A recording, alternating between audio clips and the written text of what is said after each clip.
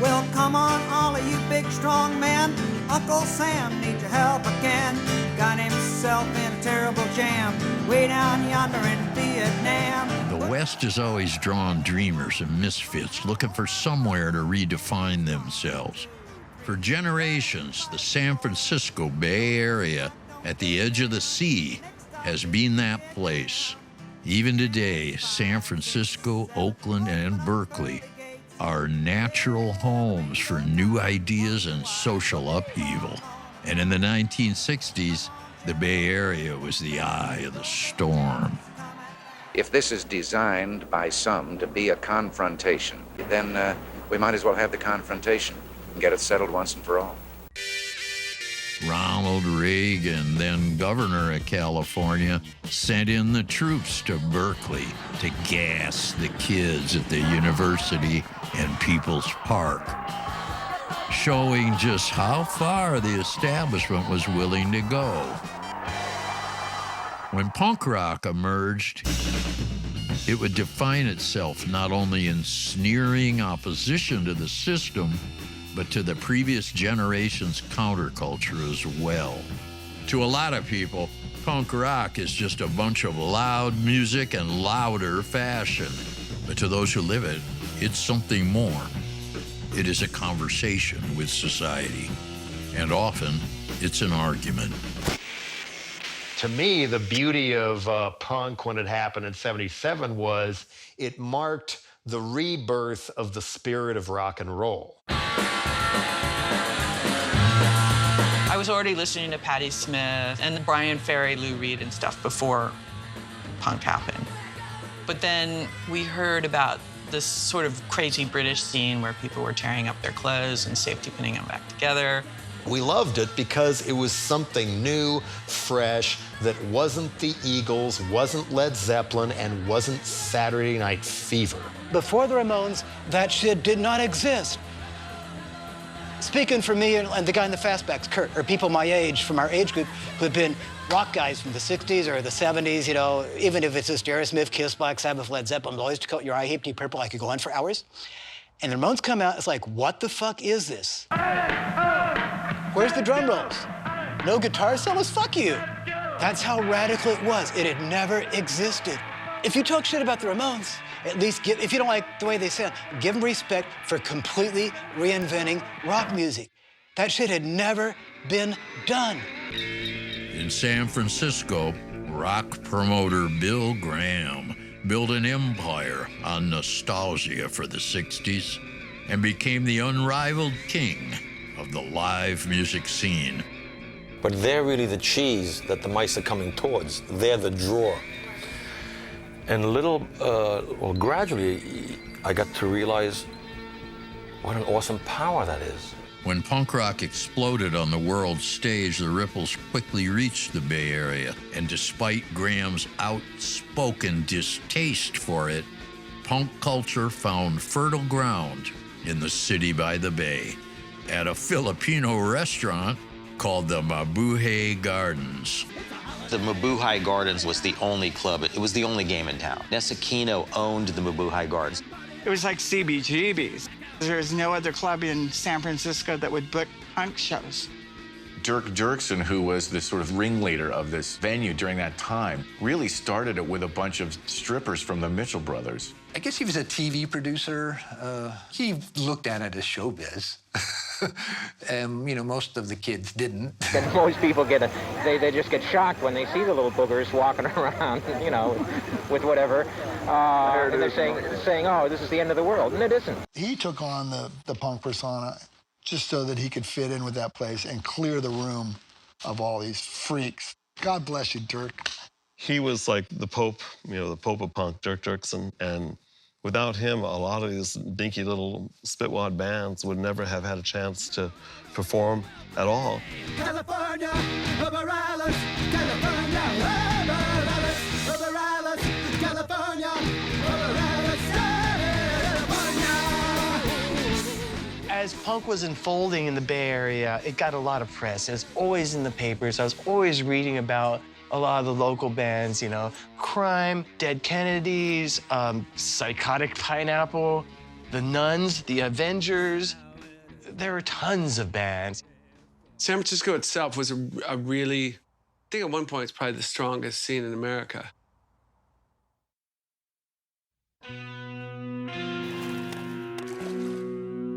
A few miles away in Berkeley, the East Bay punk scene remained in the shadow of San Francisco. Culture needs places to grow and mutate, and all the clubs were in the big city. To sophisticated urban punks, it was hard to imagine culture emerging from across the Bay. But in '79, the East Bay's first punk shows were organized by an unlikely character, promoter Wes Robinson. Basically, I introduced punk rock pretty much to Berkeley, and certainly introduced it to Rodeo. Wes Robinson, a grand man. He was a grand man. He was a very well-meaning person who did the best he could to try to create some venues and launch, give East Bay bands a place to play. Yeah. Wes was kind of a big deal. He'd been like a jazz promoter guy, and then he's like, oh, this punk thing's kind of cool. Well, he knew some heavies. Like he could hang with Miles Davis, you know, like that, you know. It took people like that to crack a scene open. Wes Robinson really wanted to see if he could crack open the East Bay. First place he cracked open was this big abandoned theater in Rodeo, California, of all places. Just going to Berkeley seemed like we were on fucking tour or something. But Rodeo was like, how do we even get there? It's like a cow town that never happened. We didn't expect anyone to come from there, ever. Eventually, I suppose they did.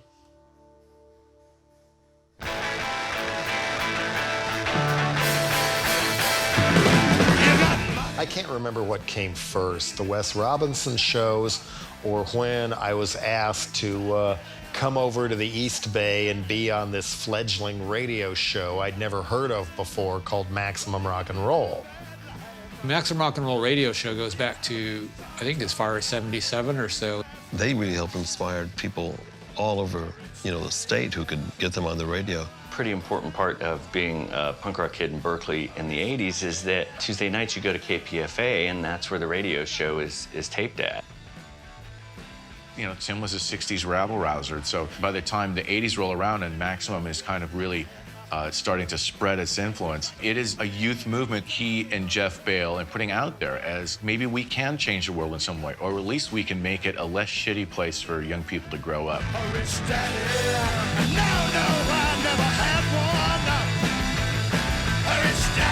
He was always bouncing and moving and very excited about stuff. And in those days, it was really positive. A lot of it was about how to keep his integrity. I mean, he did decide what was punk and what wasn't punk, and that was, But, I mean, there was way too many art bands anyway. You could not listen to Maximum Rock and Roll for more than 10 minutes without hearing these bitter denunciations of Bill Graham, who I didn't even know who it was, but I knew he was a bad guy.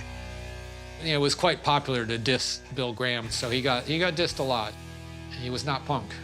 Oddly enough, he was an old left-wing political guy too, not unlike Tim Yohannan. You see, once you make a statement, and you file an accusation, and you can't prove it, don't laugh at it, because I will assume that I've made my point. I don't like being accused. The effect that the business has upon a counterculture is, over the long run, a very negative one. He had an ideological reason because he thought that hardcore would be the way to organize the youth to overthrow the government or whatever his mad dream was. Well, yeah, he was a Maoist. He was a person with a sectarian, communist worldview. The idea that was his main motivation, that he was like this, this sinister Marxist revolutionary who was like, trying to manipulate the kids and, by exploiting the punk counterculture. Nothing could be further from the truth, man.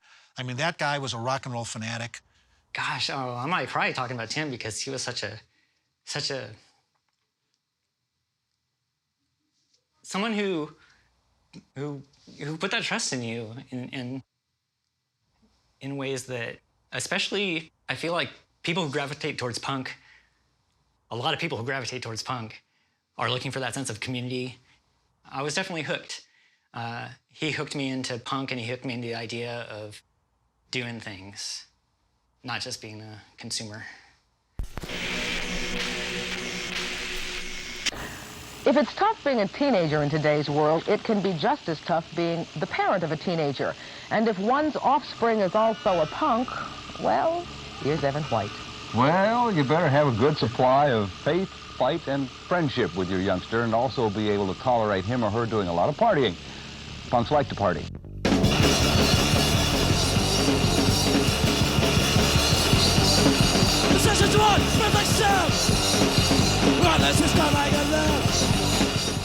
At first, it was nothing happening, and all of a sudden, you got Fang, you got Deadly Rain, you got Special Forces, you got all these bands just start popping up. There was a band called Deadly Rain. Awesome, fast, gritty, punk rock. They had the raddest drummer, Anna Chapman. She was like the first female thrash drummer I've ever seen. I really loved her style. It was really free and crazy. A few years later, we recruited her for Special Forces after Deadly Rain broke up. I had sort of half-assedly wanted to be in a band doing something like singing or something. I wasn't really trying hard. I was just kind of saying it. I kind of like gulped and mustered up my courage. I'm like, would you be interested in maybe trying out for a punk band, He was like, he's like, yes. The bands that, that we were excited about were our bands, our East Bay bands. And so Fang was huge for that. They're from Berkeley. Berkeley Heathen Scum, they were like our band. 1, 2, 3, 4!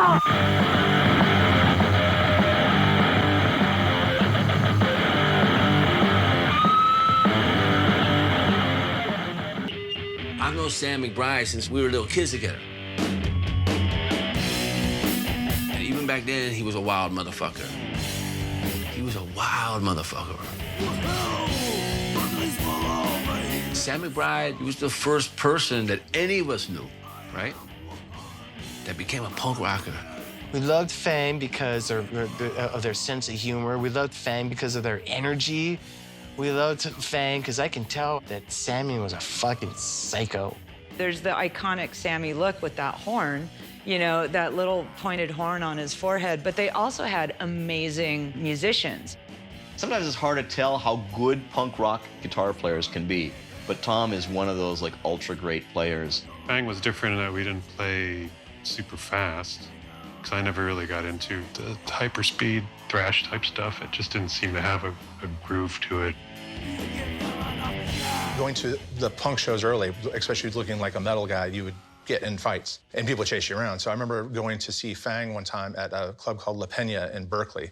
It was one of the first times where I actually had to stay with my back against the wall because if I went into the pit, I would get punched in the head because I had long hair. I think that I was looked upon as more like on the thug side of punk rock.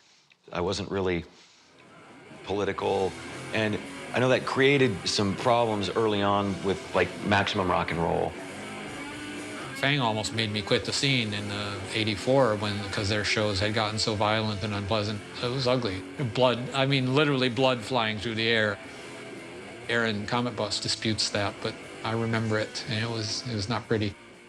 From the beginning, something was different about Aaron Comet Bus, the inquisitive Berkeley kid who began to document the nascent East Bay punk scene.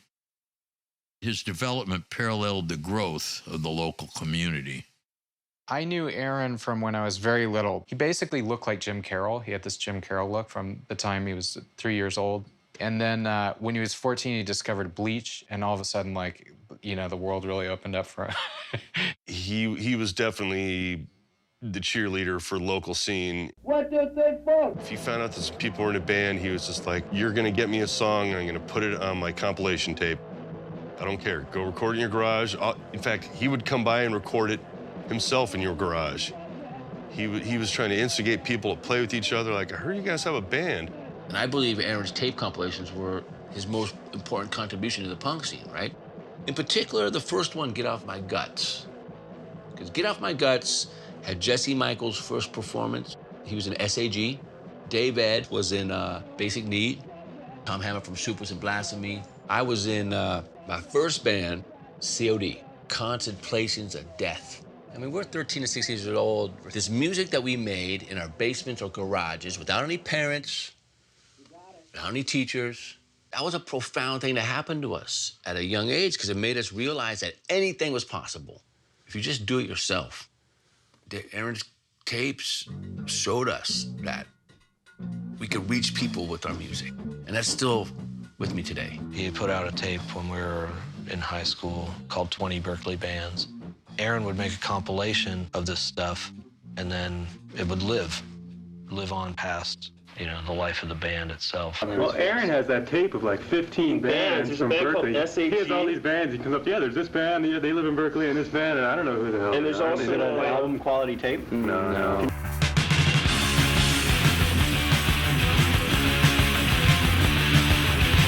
Yeah, ever since I can remember, Aaron Comet Bus has been publishing zines.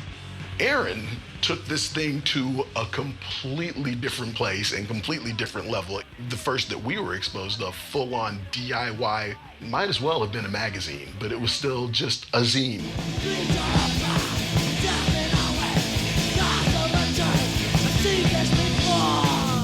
He pretty much wrote this whole thing by hand. Every issue, he took all the pictures, he did all the interviews, he did this whole thing. Aaron was like the annoying kid that wouldn't shut up. He was everywhere. He was always at the show. Well, what band did you come to see? Well, I came to see Deadly Rain and the Upturns. Have you seen either before?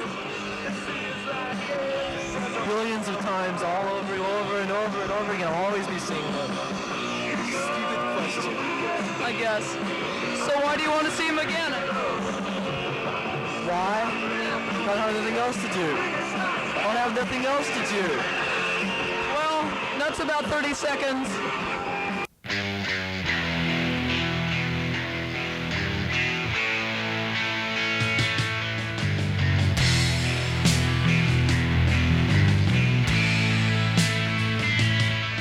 So let me just bridge the story a little bit, because within a couple of years, Tim and I were spending a lot of time together. He did this project, which was to put together the Not So Quiet on the Western Front compilation. Well, I would say it was the soundtrack of the Bay Area punk scene in that era.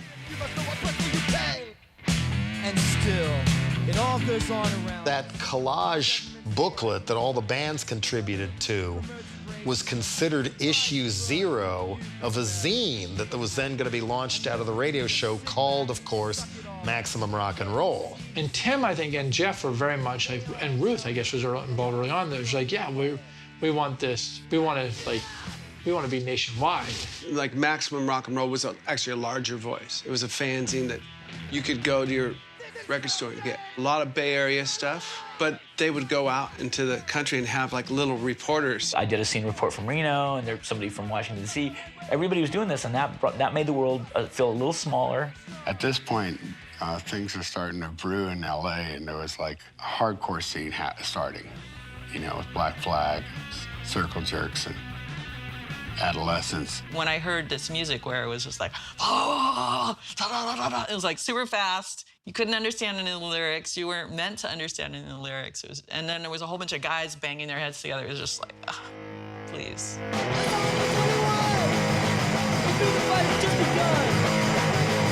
And then what happened with the advent of hardcore, there was more of this tough guy mentality out there. I guess what you would have called at the time reactionary attitudes.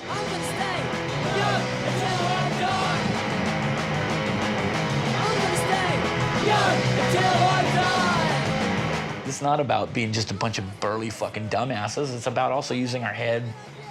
I understand if you think Henry Rollins is a jock and, you know, fronting Black Flag, but it's like, I think that's pretty shallow and pretty lame.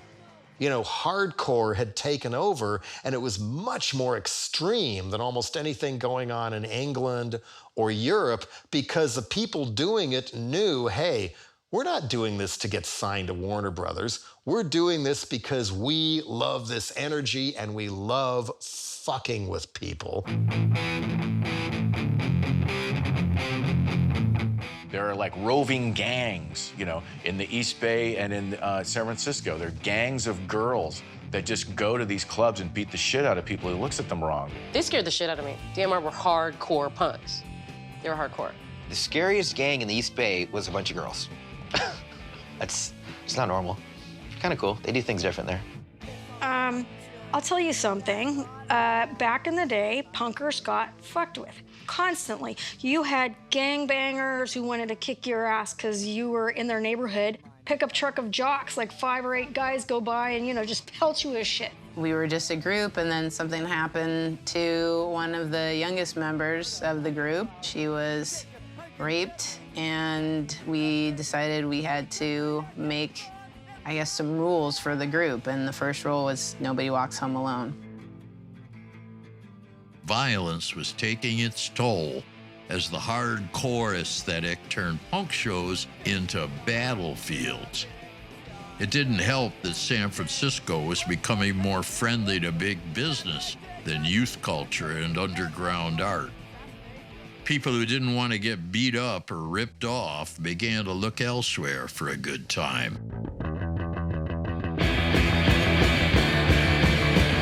There was a huge punk rock, you know, metal crossover scene that really mainly can be attributed to Wes Robinson and Ruthie's Inn. The special thing about Ruthie's was that it was in Berkeley, and it was easy to get to. And Berkeley was a great hub for all the Oakland bands, all the Berkeley bands, El Cerrito, Richmond, El Sobrani bands to go to. He was booking a lot of punk and metal when no one else would. So Metallica, Exodus, as well as Dead Kennedys. Crossover definitely started in the East Bay. You know, with DRI, COC, and Suicidal, and just the cross-pollination with the metal and the punk stuff, you know?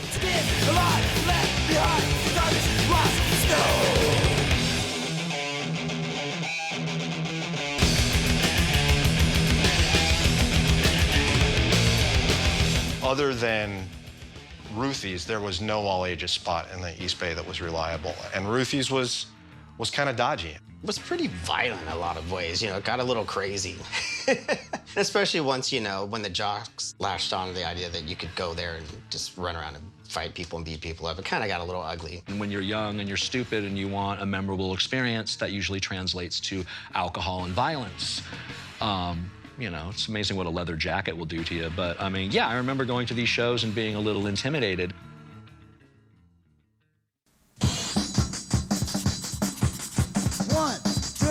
One, two, three.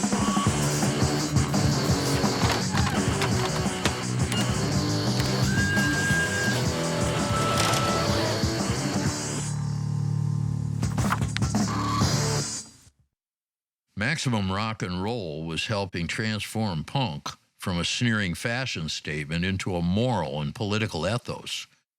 Flush with cash from the magazine, Tim wanted to double down on the punk revolution and invest in a place to put those ideals into practice, a haven from the violence and corruption that had taken over the scene. Meanwhile, in towns all over the East Bay, kids stopped waiting for the show they wanted to see and did it themselves. Music and art was something they could do right now, and it gave the freaks in each town a reason to stick together. I'm gonna be 17 for the rest of the summer. Perfect. I'm gonna party until I drop. If my old man don't like it, fuck him. I wanna get twisted! I wanna get fucked up!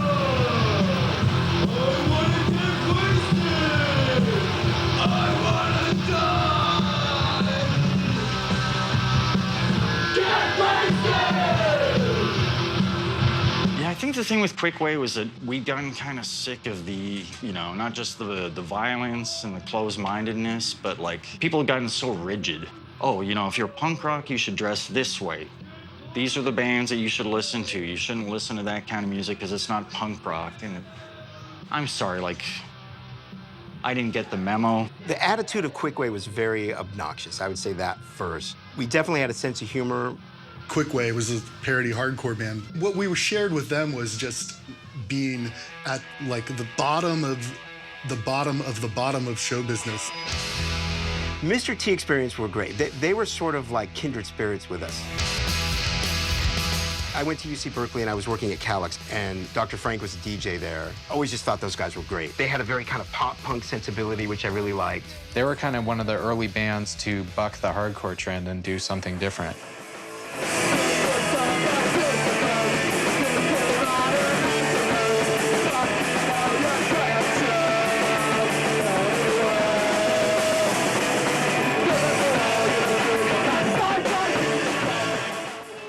You know, I was writing these weird little love songs, but there wasn't really a constituency for it or an interest in it. And the most punk thing about what we were doing, and the most punk thing I ever did, was to go ahead and do it anyway. People from the grassroots can create their own culture. You don't have to wait for somebody to tell you that you're good. You can like say, hey, I got something to say and I'm gonna say it.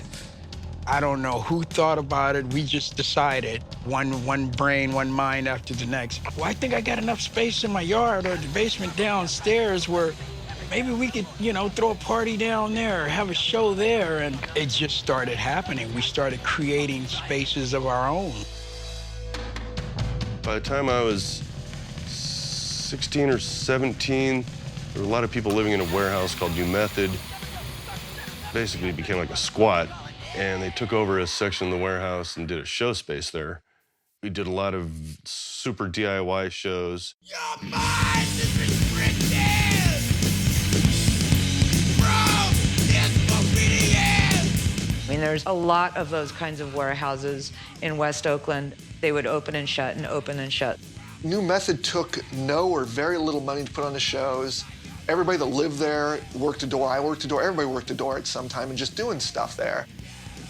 We're gonna live in this warehouse. We're gonna play music. We're gonna go out and graffiti. We're gonna put out zines. We're gonna be active in putting forth our beliefs and our ideals. PLH and Trial and Treason and a couple others, A State of Mind. And I think like Crucifix used to play there, and there's this whole peace punk scene that Neurosis and Christ on Parade came out of.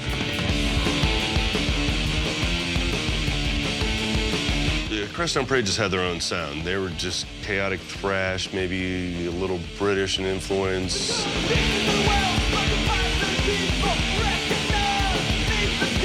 Their style of music and the lyrics and the kind of anger that they were generating, because they were not a poppy, happy band. They were like dark and serious and political. There was something really compelling about these young kids singing about such darkness.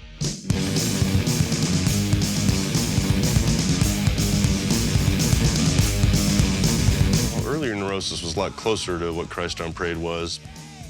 Maybe a little bit darker and a little bit less political, a little bit more just amorphous angst, a little more of a black cloud above us. It's this thing called LSD. And that was a huge part of the evolution of Neurosis.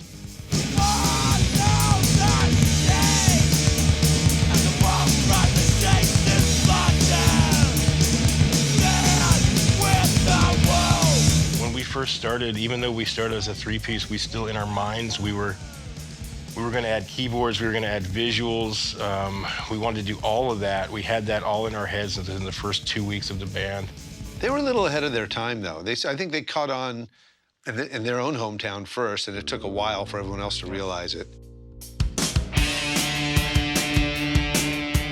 And it's dark and energetic and just like huge and black and dynamic and a little bit scary in a great way. Just shrieking done properly. There's a cult element to Neurosis. Even if you were involved in the early days and you only liked their early stuff, they were cult-ish.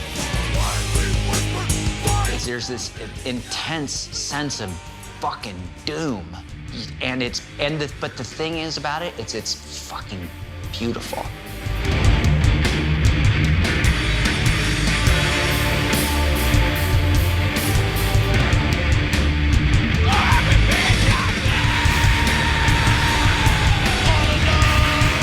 A Neurosis show puts you in a kind of catatonic, it's like shoving everything that's painful in the world down your throat, and then you're just sort of like, oh shit, now what do I do? I don't know, I'm so proud of Neurosis is from our area, man. I fucking, it's like, who do you got? Name anybody, who do you got? Fuck you, we got Neurosis.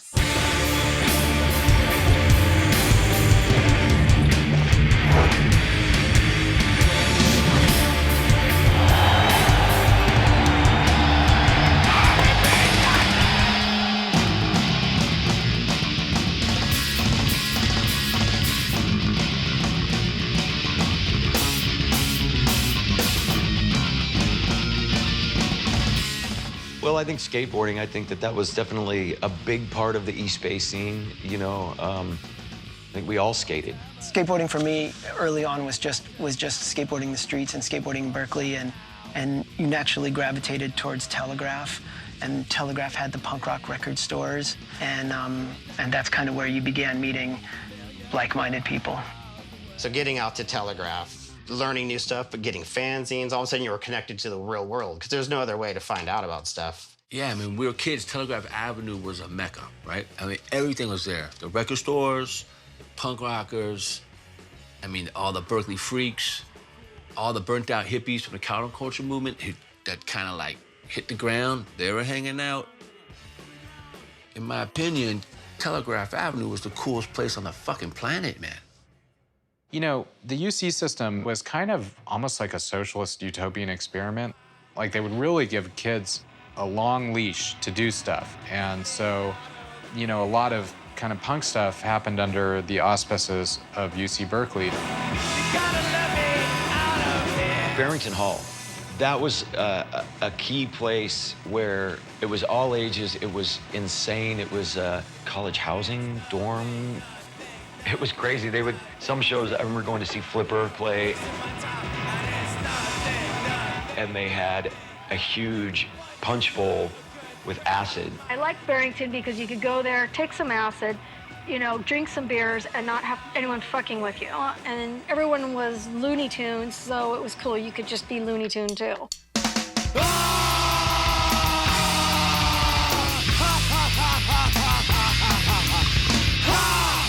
They had this representative sound of Berkeley.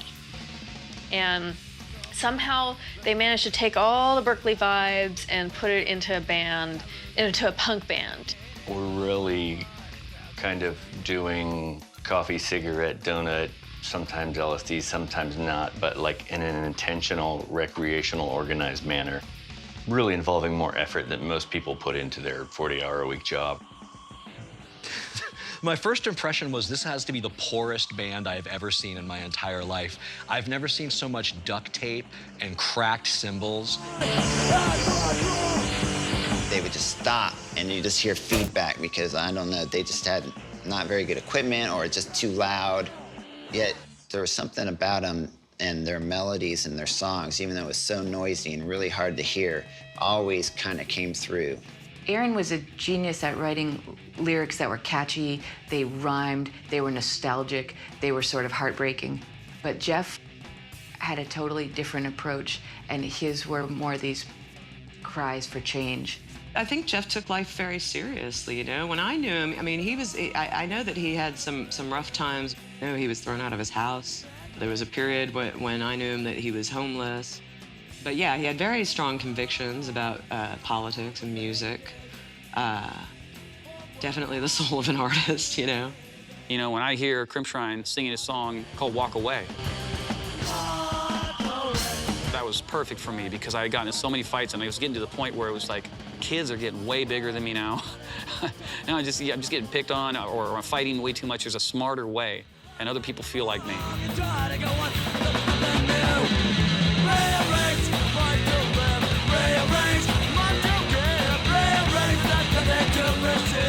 I think the three of us actually had our share of disagreements all the time, but somehow we managed to find common ground a lot of the time.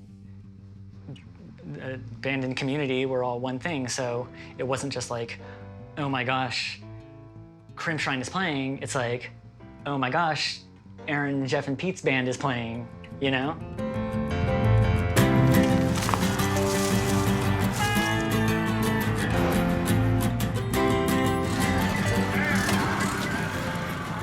Yeah, in 1979, my brother Jeff got a job at Albany 7-Eleven on Solano Avenue. So one side of Solano Avenue is Albany, but the other side is Berkeley. So that 7-Eleven served as like a meeting place for kids from both of those high schools. I initially started working the graveyard shift and eventually moved into other shifts, but I started meeting all these kids, man, and it was a haven for kids. You know, you talking about the metal kids, the misfit, you know, freaks, Dungeon Dragon nerds, all pretty much there to hang out, play video games, you know? And Brother Jeff was like the ringleader. We'd go on the roof, smoke weed, drink beer, have parties. You know, teenage kids that were into punk, you pretty much knew who they all were, and there weren't that many of them. So naturally, we fell together. And all I wanted to do was play punk rock shows. So the Mellows opened up their house to us. You know, my mom was like, yeah, you can have shows during the day as long as, you know, you don't bring any beer or anything. And so we did, and a bunch of kids came. And it was just a small garage, you know, maybe like, you know, 10 feet by 15 feet square. And we just, like, kids were packed in there.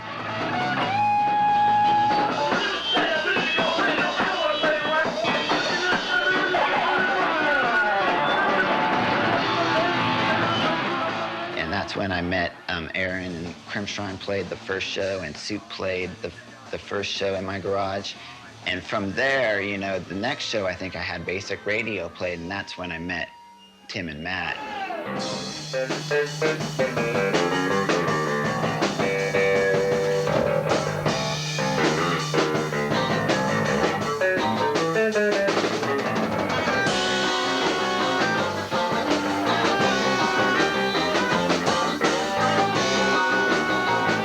The cool thing was getting along with Tim. You know, he started jam, but also he was like a songwriter.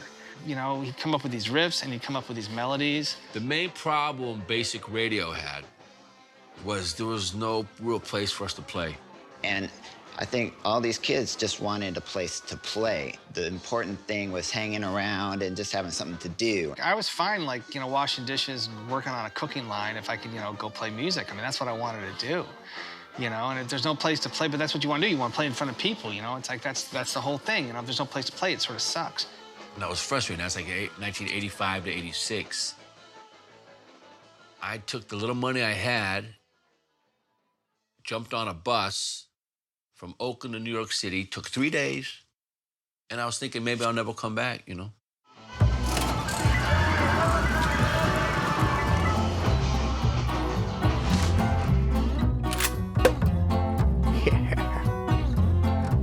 In El Sobrante, like, if you walk down the street and make eye contact with a guy, like, you better be ready to fight. That's it.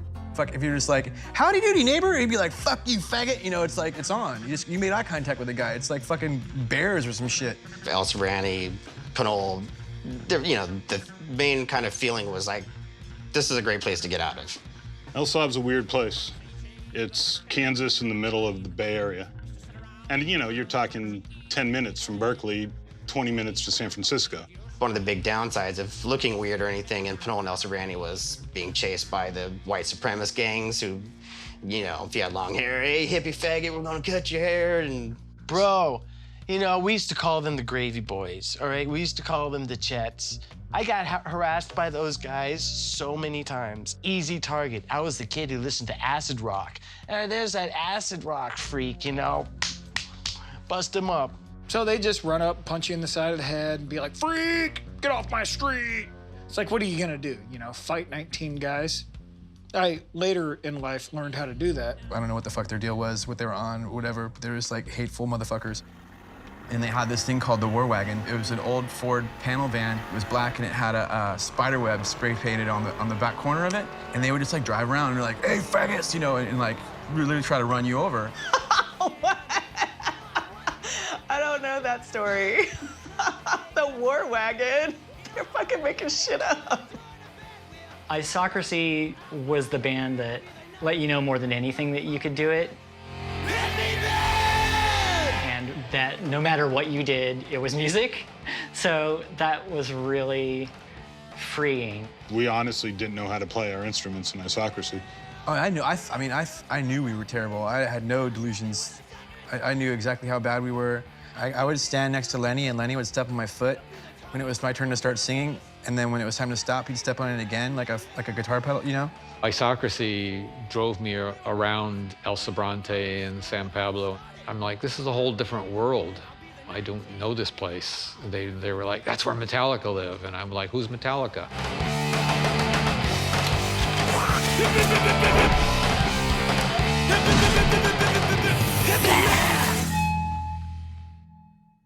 I always thought of Pinole as being kind of the high-class area of West Contra Costa County, believe it or not, because I think it was just more populated and maybe some of the houses were a little bit nicer. In Pinole, people are bullies, and it used to be. I don't know how it is there now, but it wasn't normal, I think, for people to be different and to talk back if they were and defend themselves. Like when I was trying to get to Berkeley, I'd be at the bus stop. People would be like throwing things at me. They'd be like, go back to Berkeley, bitch. I'm like, here I'm at the bus stop. I'm trying to get back to Berkeley.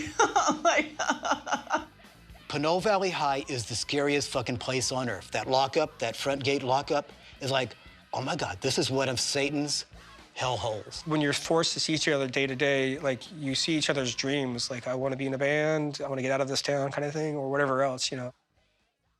You know, the thing about Pinole Valley is they had bands. They had real punk bands. They had Corrupt Immorals. This is just an amazing hardcore band. just happened to live in this little pocket of a town in California.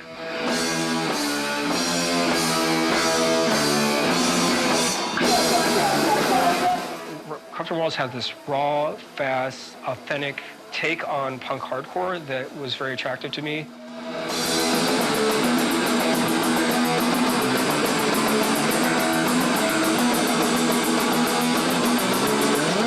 So Corrupted Morals had a lot of political songs, had a lot of social commentary songs, you know, and a lot of bands at the time weren't necessarily delving into the social commentary rather than just the negativity. You know, we didn't give a fuck back then. You know, we wrote songs that were, you know, straight from the heart, how we felt. It was never a thought of, is someone else gonna like us? We had to like it.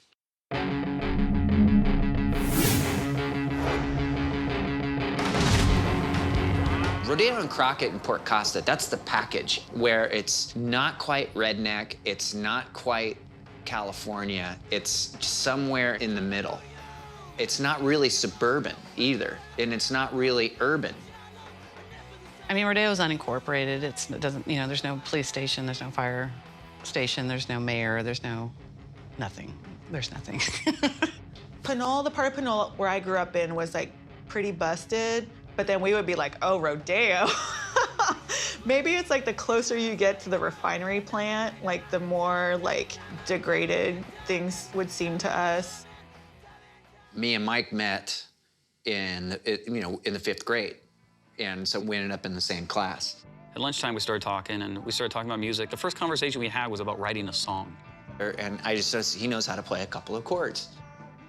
So we just sat down and we learned like 3 different songs.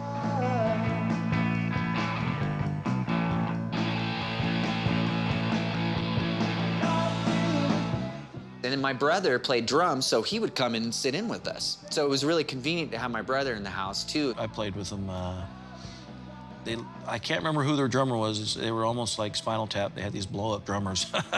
There's a guy in Raj that he was like the local one of the local drummers in our town, and we jammed with him a bunch of times. We'd rock it out, and then we'd be like, "Oh yeah, we're gonna be rock stars," you know, and then, you know, the journey went on. Desecrated Youth was a band that we came up with me, Raj, Mike, and Billy. I think it was Raj's idea to say, hey, let's do it, let's make a video, you know? And we went out in the backyard and we just played all the songs that we knew.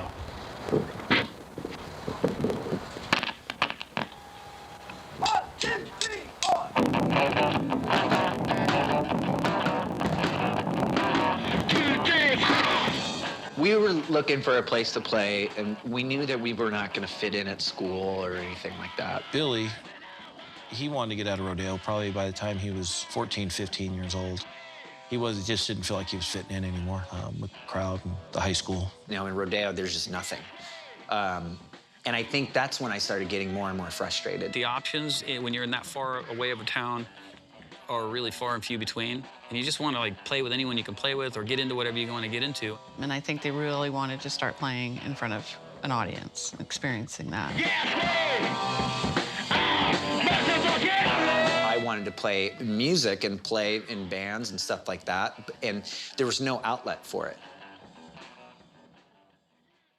Okay, so why I decided to go live in the wilderness at the beginning of the 80s, a girlfriend and I were walking through San Francisco and got chased by these thugs with 2x4s trying to kill us, basically, because she looked like a boy, and so they thought we were gay.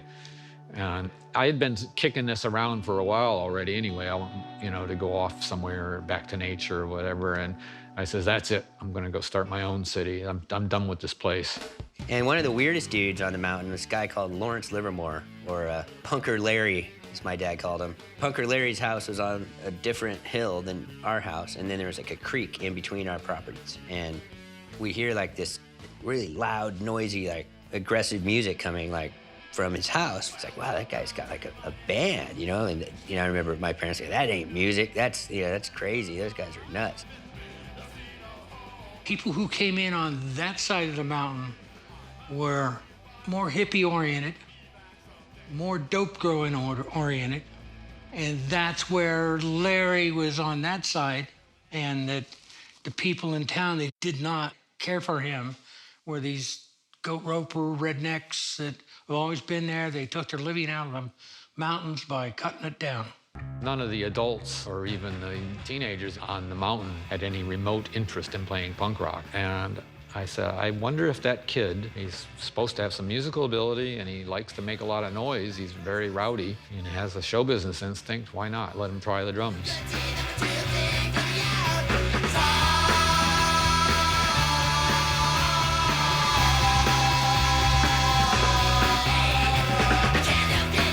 And then he showed me his drum set. He's like, hey, little boy. I was about 11. He's like, you want to check out this drum set?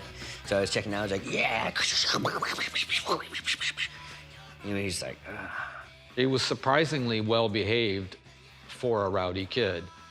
He could be very sweet and very polite and nice, as well as being a holy terror.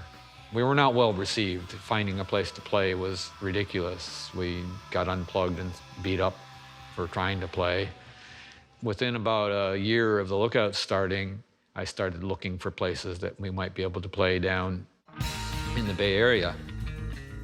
Kamala and a fellow called Victor Hayden were trying to put on shows after the new warehouse closed down, and they found this pizza parlor in South Berkeley called Owen's Pizza. So No Means No was coming through, and I'm like, okay, I want to book this band. They're amazing. That show at Owen's, I mean, that was just epic. People taking care of each other and camaraderie without personal relationship. There was a time when I had your back. A lot of people remember it as being a very important starting point to what became the East Bay scene, that particular show. Nobody got beat up. Nobody, started trouble. Nobody called anybody names. People were nice. A lot of the people who were there and who were involved in it really did come away from that thinking, we should do this on a more permanent basis and do this more regularly. Well, to my knowledge, there were two groups of people looking to open a club. Maximum Rock and Roll and Tim Yohannan wanted to do something in San Francisco at first, and Kamala Parks and Victor Hayden were looking for another place too. Victor was an interesting guy. He's like the cousin of Captain Beefheart. He called me up at work and he says, I found the place. But we were not ready. We were not ready to take on the financial commitment. But Victor was not going to be deterred. He called up Tim and he said, you've got to come see this place. Tim was really reticent, but finally Victor drove over to San Francisco, got Tim, brought him. And once Tim saw the owner's commitment, this would be a safe place for them. Tim Yohannan was very clear about what he wanted. It was just a big empty space, but he was able to see potential. it was a very industrial part of Berkeley, so you weren't going to interfere too much with neighbors, and everything clicked. And so that's when Maximum came into the picture, and they had the money. They had the money to do it. So I get to New York. And New York is happening. I go to CB's matinee. One day I'm hanging out at a fanzine shop, and I'm looking at Max Rock and Roll. And I see an ad for Gilman Street. And I'm like, yo, what the fuck am I doing in New York City when a club, a punk rock club, opened up in my neighborhood? So right there, for me, everything changed. I jumped on a bus the next day and I headed back home. 1, 2, 3, 4. Seems like it was only yesterday, with nothing to do and nowhere to play. Then we could go down to Gilman Street and see our body every week. No violence, drugs, or alcohol, just maximum rock and roll at Gilman Street. And Tim was definitely the driving force behind making that happen. And we would all get together in meetings where we would talk about, you know, how should this run? What should be done here? Like, no sexism, no homophobia, no racism. Like, these things are key. I remember going to this meeting early on. It might have been before they even had a show, I think, where it was like Tim Yohannan officiating, and it's like everyone's sitting in a circle on the big floor there in front of the stage. It was kind of like, we are a scene. This is a community. So that narrative that Tim and the Maximum crew were putting out was true to me. I was like, yeah, that's, you know, there's no reason why we should be paying some fucking Bill Graham wannabe to sell us what we're making. But how do you keep that? How do you make that happen? So here's this big room, and inside this room, how do we create an environment where people are going to be safe?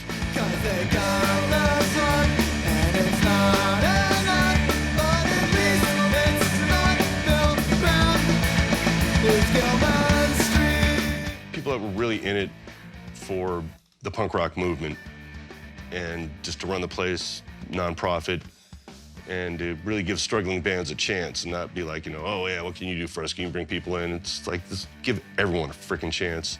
Everybody was getting this club ready to go right up to the opening, working on the bathrooms. I mean, it happened so quick. We cut the concrete, we chipped out the concrete, you know, we did everything in there, built the walls, the electrical, the lights, the stage. That was an empty warehouse, and we all built that. They created a space and did all the right shit with the permits so that it wasn't gonna get raided, you know, in 2 weeks. And then they just flung open the doors. Finally, punk rock had a legitimate place to take root in the East Bay. In Berkeley, the birthplace of the free speech movement, the next generation had carved out a place to truly express themselves. On the last day of 1986, the Gilman Street Project opened its doors for the first time. And the bands who played that first show were good examples of what set the East Bay scene apart. Soup, the first band to take the stage, was made up of Berkeley and Albany high school students who didn't mind a few catchy melodic hooks in their punk rock. I was at work on New Year's Eve day, and I got a call. I don't remember who it was from, but they were just like, you know, first show, Gilman's tonight. Does Soup want to play? And I just about dropped the fucking phone. You know, I just about shit my pants. Like, it was like kind of like a soft opening, the first show at Gilman. Like it was like, it's gonna open this weekend? No. It's gonna open next weekend? Maybe. No. But then they had sort of like a word of mouth show for the very, very first show is what we played. Well, the first few months at Gilman Street were kind of sleepy, you know. There were some good shows, they're smaller, but around March or April, everything started to change. Well, as Socrates started spray painting the walls. You're just like dipshit 14-year-olds from the sticks. Every fucking, you know, shitty thing you pick up in a hick town, you know, it's just spewing out of your mouth everywhere you go. So Tim Yohannan was always like fucking dadding everybody, like, shut up, you stupid, you fucking, you know, whatever. And it was good to a certain extent, because like, I'm a better person for it, I'm sure.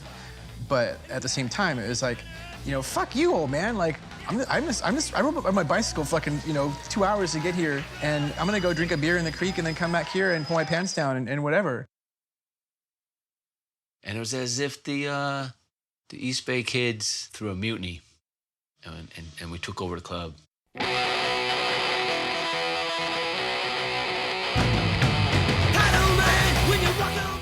They were throwing garbage and silly string everywhere in the room. I think it's time. I don't want to hurt you. Need a different climb. They were absolutely just having as much fun as they possibly could have, you know? You fuckers left out part of the fucking song. You want to talk about chaos? That's chaos. Chaos is not screaming about how you hate Ronald Reagan. Chaos is you just bring like the whole contents of a dumpster, put it on the stage, and then like one by one start wearing the pieces of garbage. You know, that was like, it was absurdity taken to even further absurdity. Definitely felt like a new era of punk rock. It wasn't hard. Like, it wasn't hard like punk rock was supposed to be. And so I think that's why Gilman kind of got this sort of reputation for being kind of square or kind of like nerdy dork punk. You know, that over-the-top goofiness, it just kind of snowballed from, okay, we're doing something positive to like a goofy positiveness, like, oh, let's make it so positive that we're gonna hand out milk and cookies in the middle of our set. And Eggplant started talking about Gilman and talking about punk rock, and I was like, and he was talking about this place, like, he goes, yeah, there's people that like The pits are kind of weird. It's not like violence. It's more like some sort of self-expression where you roll yourself up in carpet and fling the carpet around, or they'd bring in tricycles and like do these circle pits with tricycles or do a slow motion pit. It was just a lot of mocking, and I was just like, this place sounds pretty rad.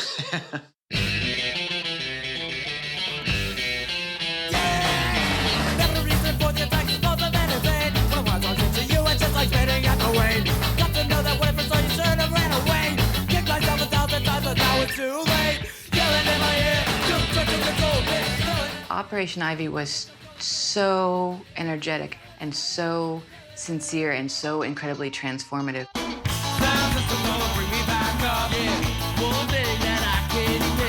They were great. They were special. Anything you hear about them, about how special they were, is true. Tim approached me and asked if I wanted to play music with him. And I was totally into it because I wanted to start a band. When you really look at it, it's a pretty interesting combination of people.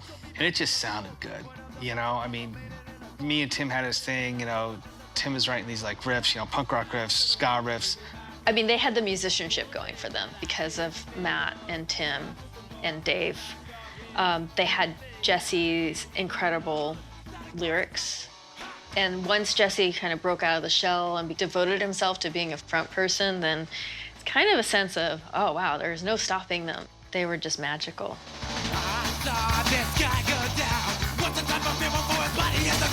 We were fucking, like, kind of like spazzes.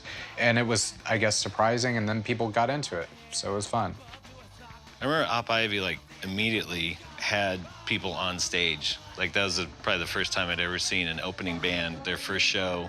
When they, I think it was when they played the song Hedgecore. Everybody was on stage singing along. Hedgecore became like a craze amongst the Gilman Street punk rockers. We were hanging out after a show, and one of us dove into a hedge, right? Like full-on stage diving in the shrubbery. We wrote a song about it. Hedgecore, hedge dive, hedgecore. What doing hedges to stay alive? Anarchy night every night of the year. Anarchy night every night of the year. Fuck yeah. I loved what was going on in the East Bay at the time. The whole Gilman maximum rock and roll scene. Like, I thought it was so great, and I wished we had had something like that in Chicago. When Gilman started happening, there was really no place you could, you know, it was the only place you could go play to an all-ages crowd, you know? That is where everything changed. You know, the vibe that came out of Gilman Street somehow spread across America, at least we like to think it did, where punk rock became safe for little kids and girls. Game over. That's really what the scene needed. It needed something for the kids that couldn't get in to the bars. Mostly, punk rock was a 21 and over thing. Punk, just like anything, goes in waves and ebbs and flows, and it seemed like there was a flushing out that happened. Older punks kind of dropped out. So you had a small scene again, and you had a point at which punk was not at all popular. So it went back to its like, sort of like, you know, if you're part of our community, you're punk.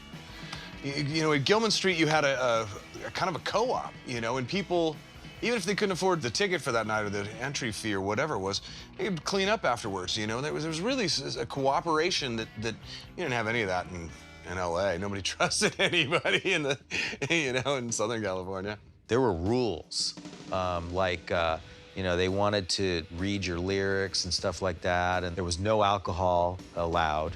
We hadn't come across that before. People there who were the older people, they loved the rules.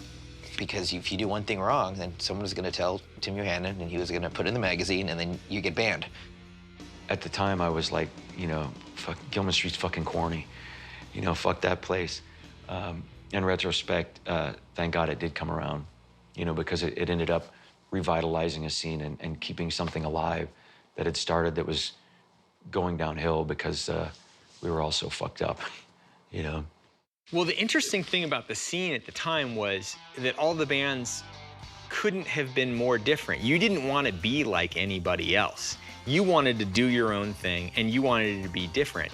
It was pretty amazing. I don't think so many bands of people of such young age have been born from any scene as much as was being born from the scene of Gilman Street.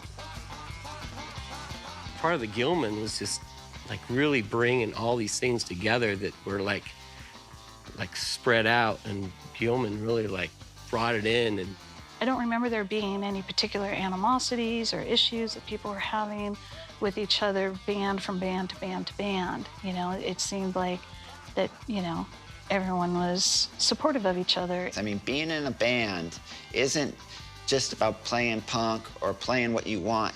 It's actually about getting together with a group of people and learning how to do something together. And didn't have to turn out good. A lot of times it turns out ugly, but you know, it's a good feeling. I'm sure it's a better feeling when you make something ugly with a bunch of people than it is when you make something ugly by yourself, okay?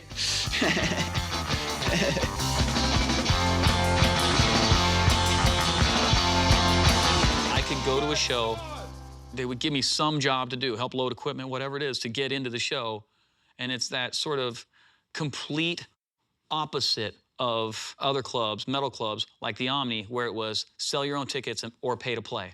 Trying to do things in a different way, I think it had a big impact on me because it was really my first sort of collective organizing experience. I saw it as something to do to be social. And it's like, oh, I can watch the door and talk to everyone. Oh, I can watch the door and get in for free. Or, so I just kind of pitched it in that way. Yeah, so I was a sweeper at Gilman Street. I'd sweep up trash after the shows, you know, because it just gave me a reason to stay there longer, you know? Well, yeah, and it was a group of like-minded individuals. It was a family. I mean, I was an only child, and I was completely ostracized as a kid, and it was so, I'm gonna tear up. It was so painful. And to find a group of people who accepted me without judgment and who embraced who I was, but at the same time allowed, you know, a lot of people were like, oh, well, you know, but every clique has its little thing. It wasn't like that. You know, I was allowed to have my own opinion. It felt like we were making real changes. You know, it was, in a microcosmic level. Obviously, we're talking about a few hundred people, most of them barely out of their teens. And, you know, is that going to change the world? Well, it's a start. The club was becoming an institution, the epicenter of an incredible burst of creative energy that was about as close as you get to a golden age in something like punk. Tim Yo had his utopia, and the kids were quickly making it their own. It was messy and chaotic and absolutely alive, a spirit that would attract even more creative minds to the East Bay scene. When I was looking for clues about punk rock, an eggplant sighting was one of my first clues. He had a blue mohawk and he lived across the street from my junior high school. So I'd be at PE class, running around the block, and I'd see this fucking punk go by. I was like, oh my God, there goes punk skating by. You know, when I think of punk, Eggplant's punk. You know, that is one punk rock motherfucker. He was kind of like just a really wild, almost feral kid that would run around. He was at all the shows and, you know, maybe a little bit unhinged, but he was also very smart and he was always doing stuff. You know, Eggplant had a zine called Absolutely Zippo. That's his journals and his entire life, and also shared with the opinions and articles of other people. Those are powerful, important things, you know. You never know who's going to read something that's going to turn the way they see the world. There were a lot of great shows in Eggplant's backyard. It was like a rite of passage to fall drunk down the hill, tumble down the hill in Eggplant's backyard while a band was playing. But Eggplant had a way of endearing himself, friending himself to you. No matter who you were, he could find something to like about you and some way to relate to you. And he was like the sort of poster boy for Gilman to me, because I did an article for a newspaper about Gilman in the early years, and I used him as the sort of the template, saying, and here's this kid that comes out of nowhere, and now he finds a place where people take him seriously and where they listen to his opinions. Gilman really started to become a mainstay for me is when I think it was New Year's Eve, 1987. I went to go see Operation Ivy, Isocracy, and Sticky. And it was like kind of that feeling where it's like this great show, and I was just like, man, I want to come to this place all the time. I'd seen Tim Yohannan around. I knew he was kind of running the joint. You know, he seemed approachable, so I started asking him if we could play there. He was like, yeah, you know, just give me a tape, blah, blah, blah. And I was like, okay. So got him the tape, and somehow I got his phone number. So I kept calling him, and he's like, no, I haven't heard it yet. Call again. No. After this is going on and on for a while, call one more time. He goes, yeah, I've heard it. And I go, whoa, what do you think? Do you think that we could play there? And he's like, it's really poppy. And I was like, you know, we'll play with anybody. We don't care. I mean, what about Sweet Baby Jesus? And I go, what about Mr. T Experience? And he's like, oh, yeah, well, I don't know. It's really poppy. But, you know, we were really poppy. And I don't really count that against him anymore. I mean at the time, when you're 16 years old, you're just crushed. Here's the place that you love.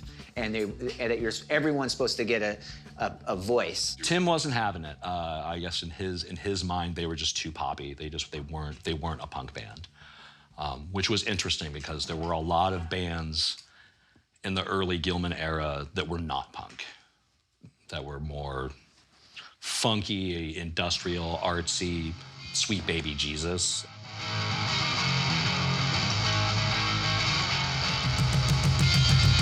They were punk as fuck in a way that just didn't seem like it should be allowed, because they were really just kind of this bubblegum poppy Beatles band, but they were also the fucking Ramones and the MC5 at the same time or something, because they had fucking stage presence. They knew what they were doing from the beginning, and what they wanted to be was the Beatles. Well, her lips are sweet and warm, but the taste of so many tears. And that idea does not have an expiration date. She's been crying. Frank put it best. He said, you know, one of the reasons he likes Sweet Baby Jesus, because they just get right to the point. The songs about girls. The closest political song they have was like, you know, it's a shame what's going on with apartheid or something. But baby, I'm so blue because you've broken my heart. Scene participants like David Hayes and Larry Livermore were avid about releasing records for bands involved with the Gilman Street project. And just as Not So Quiet on the Western Front had marked the growth of the hardcore scene a few years earlier, the Turned It Around compilation was a snapshot of a scene in its prime and the beginnings of something nobody saw coming. Middle of 1987, 87, this is a battle of the bands, and they pump on all the Gilman bands that are the house bands to one show. And it's such a good time. There's this momentum to put out a record of those bands. And then Turn It Around came out in October 1987, and it was a double 7-inch EP, which was all the bands that were part of the whole Gilman Street scene, you know what I mean? We just herded people in and out. They got no more than 2 takes to do anything, and all the bands were there with each other. I'd never seen anything like the session. I mean, they're all like cheering each other on, supporting each other. And it was just so cool to be sitting there smoking cigarettes and being just excited about recording, and then waiting your turn, watching all the other bands so that you get your chance to get up there and do your shit. And like, even if they weren't recording, there's like people just kind of around, you know, it was like, this shit's getting recorded, you know, and there's someone that's documenting our moment. I believe David was asked to do that by Maximum Rock and Roll, or Tim Yohannan specifically. It was partly as a benefit and partly as a showcase for Gilman. And David Hayes had a real knack for it. You know, it's a classic work of art. Being part of this comp was a real big deal. Plus, with it being Maximum Rock and Roll, that was kind of the pinnacle of my existence. That record was huge for me. I just loved every single band they were different, but there was also, when they were explaining sort of what the collective effort was about Gilman Street on the inside booklet, it was like, man, music is important, but it's also contributing to like this alternative way of living. This was a place that was subterranean, away from the mainstream, and a new way to to sort of explore new ideas of living your life.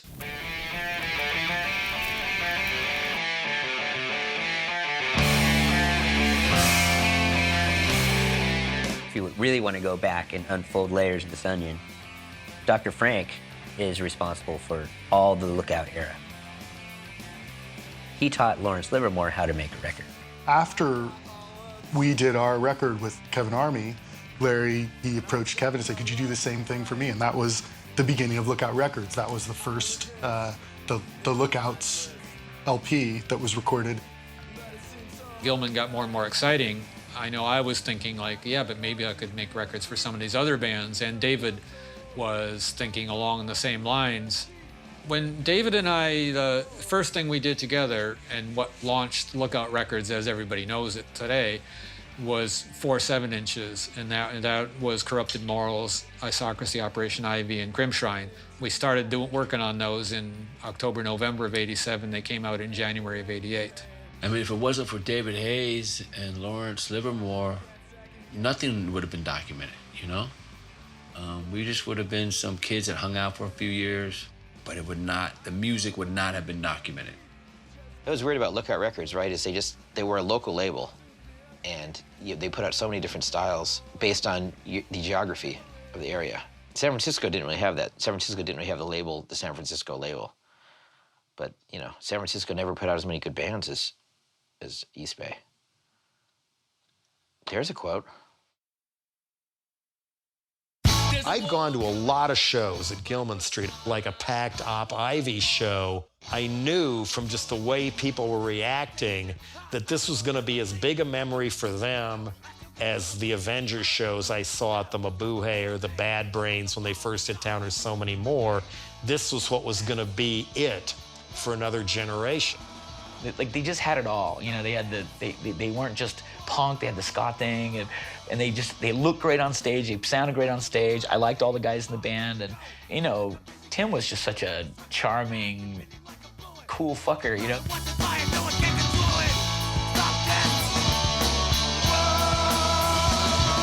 Didn't hurt that they were cute, you know? Their songs about unity just had such an effect because they were creating so much unity.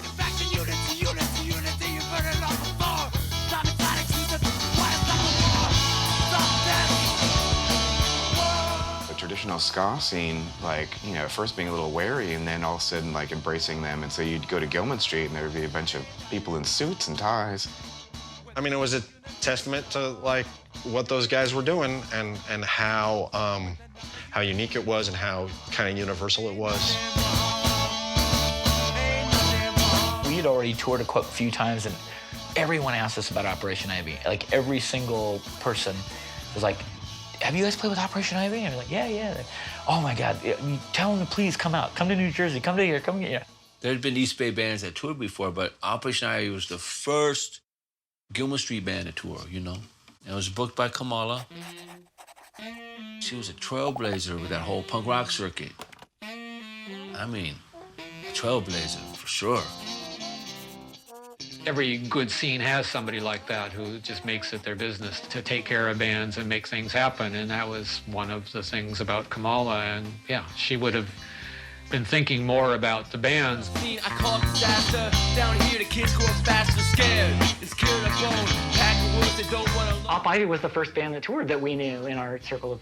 It wasn't even a thought that you had, like, I'm going to be in a band and then we're going to go on tour. It's like, oh wow, Op Ivy's going to. Other people are going to get to see Op Ivy. That's neat. And we were able to fit, like, the amps in the trunk and then my drums in this box. And then David Hayes came with us, so there was 5 of us in this Newport with all our equipment.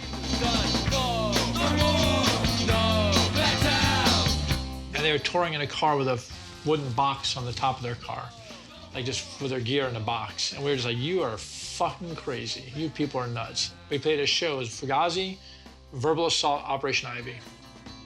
I just kind of like went with whatever. Like, tour in a car, sure, you know. Play in a barn with sheep, yeah, why not? Like, everything just, yeah. The answer is yes. You know, tour toughens you up, and you get out there, and it's not Gilman Street.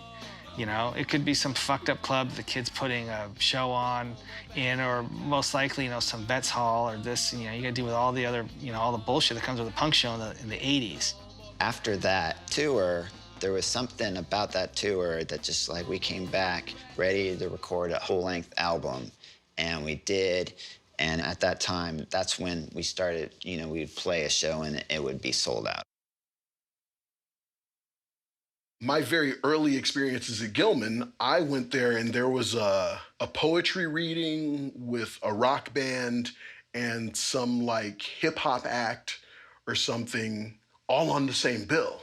And they were all doing something that was intelligent, you know, like you're like, or interesting in some way. And you have a bill, it'd be like, this band and this band and this band, none of them made sense. But when you went there, you were interested. I think everybody at Gilman, the bookers, it was almost a contest to see who could come up with the most insane lineup that didn't match at all. Primus would play regularly there, and just your straightforward hardcore bands, and fucking Frank Moore and his weird sex party. You know, you were just at the show for the weekend, and then you look back and you go like, oh yeah, I saw Gwar and Op Ivy play together. That's pretty fucking fantastic. You didn't realize how special things were. And you probably don't realize how special things are now until 20 years from now.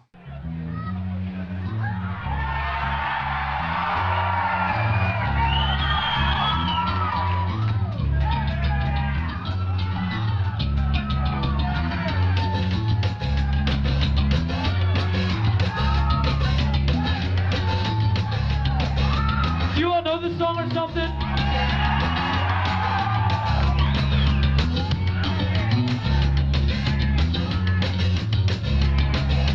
4, 3, 2, 1. I think the Beatniks opened for Fugazi the first time. Thinking about how these bands work together had less to do with them sounding the same and more to do with them coming together in the same place. I remember the first Fugazi show, Gilman. We played there. It was Crimshine and the Yeasty Girls. And I remember the Yeasty Girls coming out and doing this set. And the coolest part of their set was that they played Iron Man on tampons. We were all so impressed with that. We're the yeasty girls and we got yeast power. We don't shave our armpits out. We don't shower. We don't. The vagina core bands or whatever, you know, that was a term that the Yeasty Girls kind of threw out there. And it was just kind of to put it in your face, literally throw it in your face. Tampons that have been stained with, you know, red ink. Talk about yeast infection, we're gonna throw it in your face, literally. A show like that where the Beatniks played was just so amazing because just the right kind of energy for that space. We went and got a bunch of pieces of metal that we found in a scrapyard. Because we didn't have any place to rehearse, we would just go out to these scrapyards and just beat on the metal. And that's how we got these metal instruments. And we brought them in to do this show and had these big pipes. And people dug it. They're like, who are these freaky, you know, black kids playing all this metal and shouting this really radical political poetry? And that became the Beatniks. One nation under God has turned into one nation under the influence of one drug. Television. They were powerful, man, and they were just doing their own thing. And they were going to wherever they were wanted and wherever they were welcome. And to play to a bunch of scrubby Gilman Street punks was perfect. They were welcome and wanted there, for sure, you know? I remember we were touring around the country and got this call from somebody who was working with U2, and Bono and the band invited us to come on tour opening for U2. So we were going from playing Gilman Street, like a month later we were playing Yankee Stadium and, you know, RFK Stadium and Soldier Field, like these big places. And I didn't know U2's music very well. Bono came up to me and goes, you know, Michael, I've got to have a quiet word with you. I was like, what, is everything okay? He's like, you know, it's just this one thing, you know? And I was like, what? He goes, you know my guitar player? And he's like, I go, yeah. And he goes, his name is The Edge, not Ed. And so for the whole first week of the tour, I'd be like, yo, Ed, nice hat. Yo, Ed, cool guitar solo. Yo, Ed, I'm feeling it, you know? So we were just like this little stupid band driving around in a van, you know, from Gilman Street to, you know, opening for U2.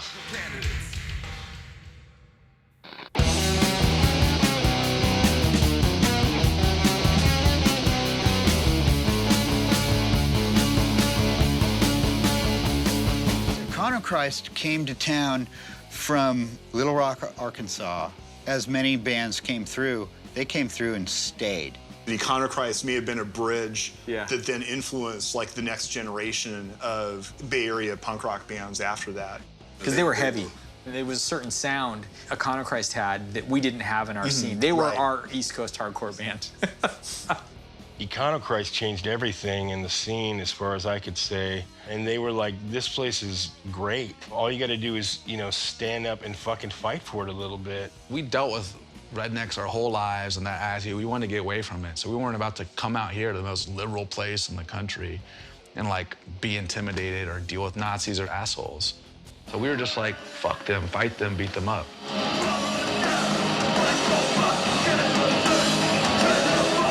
Yeah, by the time Gilman started, there also was a skinhead violence problem in the scene. At first, it was just San Francisco, and the difference between this and what came earlier, just with slam dancers who were a little too happy with their fists and whatnot, was now they had a look, and now they had an ideology. We all were friends, and like now you gotta like start showing this racist card. Come on, what is this crap all about? You know, it's just crazy that these guys were like, here's a playground, beat some people up. It just seemed totally nuts, you know. Back then, there was a lot of skinheads. There wasn't just a couple or a half dozen. There was like 100 or 150 at a show, and it was fucking scary. I have to say, it's not unique to San Francisco or the Bay Area, the skinhead thing at the time. That was everywhere, but it was very bad there. And they started messing with the punk rock scene, and they did it in San Francisco, but they very much picked on the Gilman Street scene, because that was a younger scene. I remember working as security at Gilman, and you get stationed. One person would take the side door, another person would take like the front stage. A couple people peppered out front to keep everybody 2 blocks away. And a bunch of skinheads showed up, and I was working the front and trying to keep them out, because sometimes they would just like barrel through the front door and like come into Gilman, fuck you, and ruin the show, really. It's not just the skinheads. I mean, there were some skinheads that were sharp skins and they had different mentality, and there were some guys that were all right. But there was a gang of Nazi skinheads that were always a bane in the side of Gilman. There was conflicting opinions about what to do. On one hand, you had people who were like, let's just beat the shit out of them. The position being taken is not to be mistaken for attempted. Let's just get rid of them. Let's just fight back. And then you had another set who were like, that's what they want. If you do that, you're bowing down to their level. I remember when the skinheads came, and there was a controversy. And Tim Yohannan was like, just get a bunch of bats and put it in the sound booth. So I was like, yeah, that's a good idea.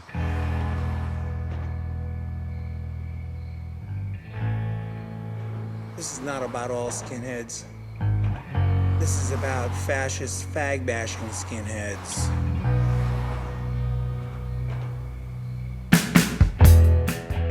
Everyone ended up uniting against them. And it was this crazy show. MDC was playing, and it was when the song Skinhead came out, and skinheads were pissed off, and they're like, we're gonna beat the shit out of Dave Dichter. You know, the song Skinhead that I wrote, it's S-K-I-N-H-E-A-D.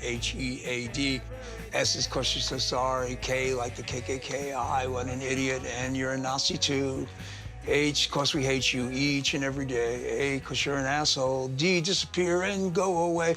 They didn't like that song. These skinheads show up in mass in this like huge monster truck. And basically they walked up to the door to storm it. I think everyone was like, you know, fuck these dicks. And it's like, let's just like fucking kick their ass. And all these people from Gilman, like Nando and George Hated and Tim and everyone comes out, and they're just like, they've got baseball bats, they've got stools, they've got change, and they're beating the shit out of these skinheads. There was a fire in a lot of people's belly, and all of a sudden a lot of, 17-year-old skinny kids were out there with sticks in their hands like, fuck it, you go for him, hi Dave, and we'll poke at his kneecap with a stick. And the skinheads are completely shocked. They're like, what? Like, this is not what we were expecting. More and more people had come out, and it was on its way to becoming a small-scale riot. And at some point, there were enough people outside that the Nazis started to run. And they split in a lot of different directions, but some of them got in that red truck. Everyone at Gilman is like banging, like knocking out the lights of the truck, putting dents in this very nice new truck. And they went fuck all back to Concord or wherever the hell they came from, and they never came again. And it was a good feeling when people finally stand up for themselves and just realize the boogeyman is just human too. And you might take a few lumps, but you feel better about yourself in the long run, standing up for punk rock and speaking truth to power. The topic tonight is racism, which permeates every aspect of society. The song is called Unity. Nothing brings people together like a common threat. Victory over the skinheads had given the Gilman kids a new confidence and sense of purpose. They had fought, not for the sake of fighting, not to conquer, but to exist freely. This was their scene, and home feels different after you've shed blood to defend it. Unity, black and white, stand together, feel alright. Unity, black and white, stand together, feel alright. But I remember going down and seeing this sign on the door, and it was the most passive-aggressive sign I've ever read in my entire life, and I was so angry because it was so accusatory to people. You didn't care enough about this club, so, we're shutting it down. By early '88, the Maximum Rock and Roll people are frustrated about a couple of points with Gilman. And there was probably like 8 months of dealing with some unpleasant assholes. Skinheads, the mad punks, drunks, people who were hostile to kind of like the idea. A lawsuit for somebody getting hurt by stage diving, and that hurt the club. It's also just a lot of work. It's draining because these guys are already doing a monthly magazine, a weekly radio show, then a weekly club. And I still had keys to the place because I kind of volunteered there, so I had keys. So I went in and I looked around and I thought, how can this be over? How can this be over? It had only been going a year and a half or something since I'd been there. And how can it be over? I took it as a stab in the heart in a way because it was this place I loved that I felt like I belonged to. But at the time, it seemed like there was definitely everybody's vote counted, but certain people's votes counted a lot more. And if you worked at Maximum Rock and Roll and you were from that slightly older generation and you lived at the Maximum House, your vote counted a lot more than some dumb kid from LA who moved up to Walnut Creek.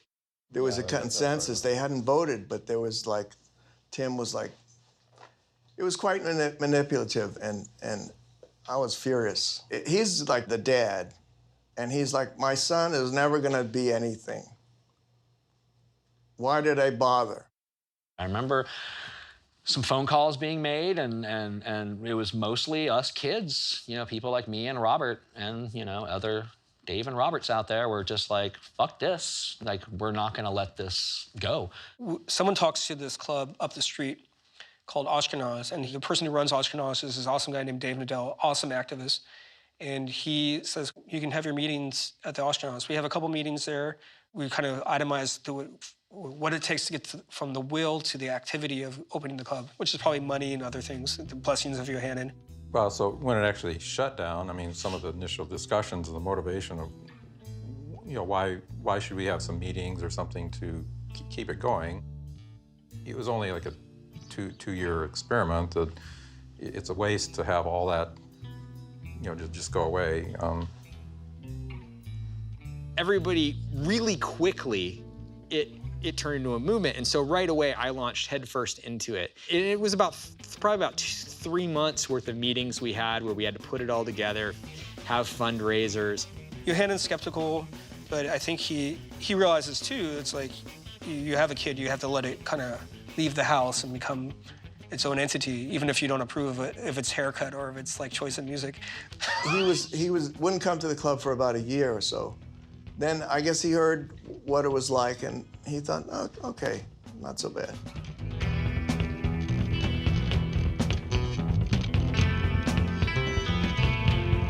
And so Eggplant asked us to play his backyard.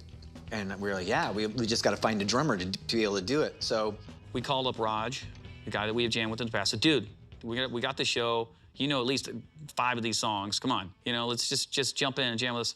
Okay, so we show up and we play. And it was a wild party. There was kegs and there was a lot of people in that house. A lot of people. And I remember I was like, oh, God, Robert, let the fucking hippie band play. Like, okay, whatever, this is gonna happen. And everyone kind of had, not a chip on their shoulder, but everyone's like, okay, whatever. And they went into their first song and everyone just got quiet. And everyone's, I think, jaw slowly kind of dropped, like, whoa, this is fucking good. Like, I remember the Isocracy guys were there and they just kind of stood out and were kind of like, who the fuck are these guys? This is crazy that they are writing like this kind of music, you know? Because like when I try to sound like that, I can't sound like that.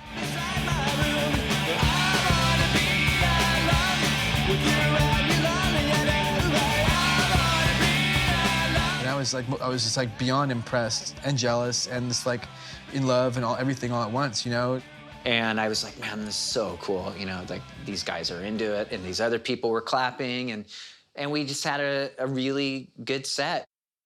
After the party at Eggplant's house, we end up out front, and then John Kithmeyer is like, dude, what's your story? So he's told him, he goes, your drummer just bailed, blah, blah, blah. Well, he's not really a drummer, he's a guy we just kind of jump with. He's like, dude, you know. Mike came up to me later and he goes, hey, the guy from Isocracy wants to be in our band. And I go, is he actually, can he actually play? Because Isocracy shows were nuts. I didn't really know if he could actually play drums. John quit to go to school, is what I was told. And then I found out later that he had quit because he actually wanted to join Green Day, or Sweet Children, whatever. And so that left me and Lenny and Martin, and we're just like, I don't know, you know. John was like just the only person that actually organized anything that we ever did. And so Mike called him, and he shows up, and we get in the living room, and he has his drum set, and he's set up right there in the middle of the living room. And we just started playing, and it just took off, and he was the loudest drummer I'd ever played with, for sure. It felt like that's the East Bay sound. That's the East Bay sound. You know, if you think about drummers like Dave Mello, Aaron Comet Bus, John from Isocracy, the drummer from Sewer Trout, and the drummer from Soup and Buggerall, I was like, that's it. It's that loose, fast way of playing, straightforward. What do you want me now? And you remember we went driving down by the bay after we played, and he had a van and this Volkswagen bus, and we were all and I was like, man, this is good. I felt like I put my big boy pants on. I was in a band, you know.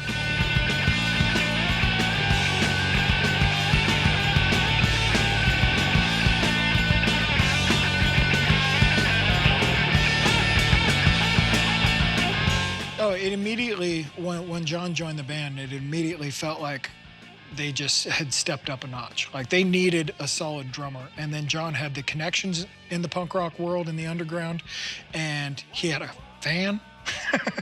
You know, having 4 wheels, connections, and the ability to drum, that was everything they needed. It was already sort of a buzz and just kind of like, wow, have you heard these guys? They're really good. But they hadn't played at Gilman. And so it was kind of a no-brainer, you know, when the club reopened.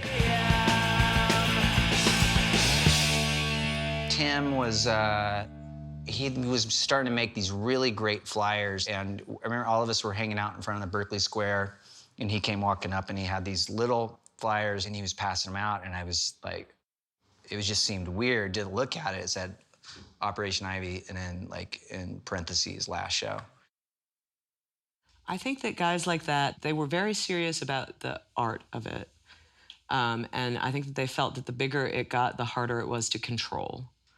And they wanted control over it, which is understandable as an artist. It started as a small group of friends. But before I knew it,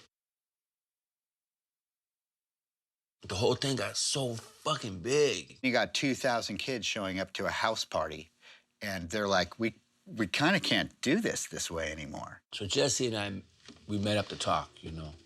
We each got a beer, we went up to North Side, and he says, it's not the same no more, you know?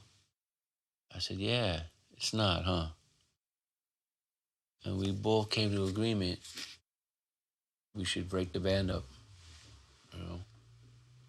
I don't even know why exactly things felt like it was time for them to come to a close, but it just sort of organically. I think it started really organically and it ended really organically, and I don't really have any regrets about how long it lasted. I think it was perfect. I didn't believe that was going to be the last show because so many bands were like, this is our last show, just to get people there. You know, I thought that's what was going on.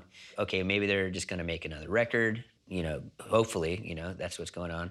It's like almost impossible to imagine how they fit that many people into Gilman. You know, the capacity, it was originally 299 and that was lowered to 249. Based on how much I counted out and paid to the bands, there probably were 1,000 people came into the club that night. It was just bittersweet fucking chaos and love and energy, and it was like, I mean, you're knowing that this is it, and you know, you want to be in the moment, and I think everybody in the room was in the moment, but afterwards it was like there was a void. Yeah, we were a band for 2 years, man, and it was hella fun. Then we broke up, and it was over. And then it kind of set in. I was like, oh, fuck. I got no band no more.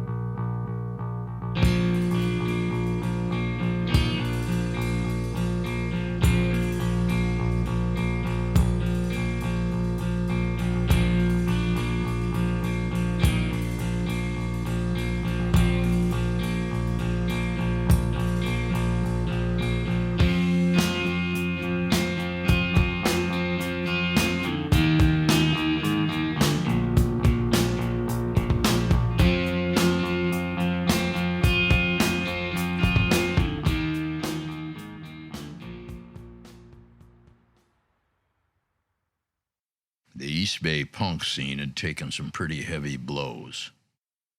It was tragic, the way a forest fire is tragic. But in the same way, that destruction cleared the way for new growth. Even before the dust had settled, new ideas were already pushing up through the ashes and rubble. New bands, new art, and new politics were exploding in unexpected directions. Eventually, the list came around, which to me was the Bible. That was the most important thing you could come home from a show with, was the list. Steve List was single-handedly responsible for promoting every underground show in the Bay Area, in the greater Bay Area, East Bay, West Bay, Santa Cruz, San Jose, and Petaluma. Guy just did it as a labor of love. He was completely selfless. Just walk up to you and give you basically the lowdown on shows. I don't know, it's kind of like a networking thing, and it's for the fun, for enjoyment, to let people know about these great bands that are playing, they're coming through town. There was no internet, there was like the newspapers, they would list shows, but they wouldn't list every show, and they wouldn't list all the weird little shows going on in the warehouses. Like everything that was on the list, right? Funk, punk, thrash, ska. It identified all ages shows. It identified 21 and over shows. And not only that, it also let you know if there was going to be a pit, which is crucial. Pit warning. Those were the shows you'd want to go to. Oh, yeah. Because, you know, I started to connect that all the bands I liked would have a pit warning. Having that list every week, it kind of clarified and crystallized in people's minds like, whoa, there's a lot going on. So yeah, he would tell you what shows were coming up, and then a week later, you know, if you missed that show, Murray Bowles would show you what you missed.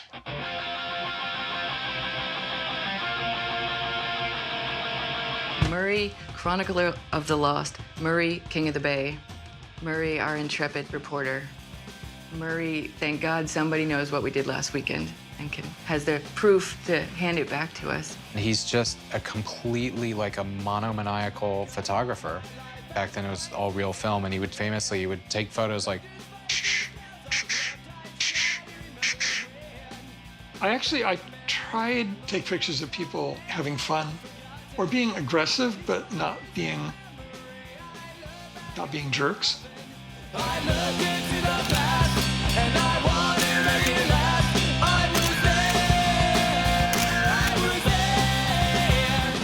If you look, I don't have hardly any pictures of people beating up people and stuff like that. Because I didn't want to be encouraging it, you know? He was at every show. He knew everybody. He was this incredibly dispassionate observer of things on the outside, but then you'd see his picture and you'd feel like you knew him. He was an artistic patron in the punk scene in that he gave away his art, you know, out of love, out of what he does, and out of love for the scene.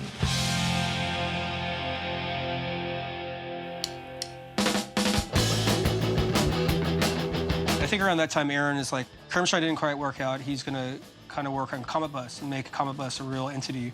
He was doing something really different with zines, which was like, he was a guy who was writing these really kind of personal, more like creative writing style, all in this beautiful handwriting. He had a style that was so his voice, whether it was the graphics or it was the stories, it was his voice. Aaron was doing the things and probably inspiring the things that I saw Eggplant and then Janelle doing, and lots of other people. Yeah, he was impressive in that his identity was a writer, you know. He was obviously actually quite disciplined and prolific and serious about what he did, and there weren't many role models for that. As we know, we live in the Bay Area. Pinole, Rodeo, Crockett, Berkeley. Across the Carquinez Bridge is Vallejo. There's another town over there called Benicia. We started practicing at a warehouse out in Benicia where Aaron Comet Bus lived and Paul Curran lived.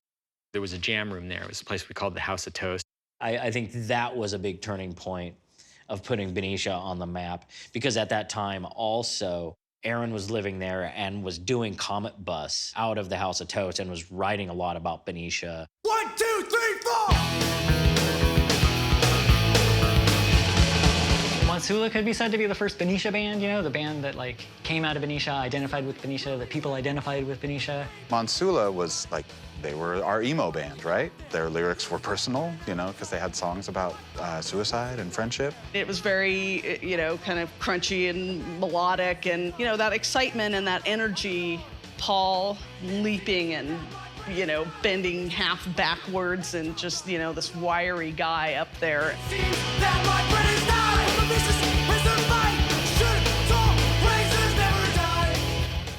Pretty quickly, I feel, sparked a real scene. Other people starting bands. Almost to some extent, it was like bringing some people out of the woodworks. Around that time, Larry had this idea on Lookout to put out 10 7-inches. And he wanted to kind of encapsulate the scene in the East Bay at the time. And he wanted to put these records out and make Lookout sort of have a sound that was as varied as what you were getting at Gilman.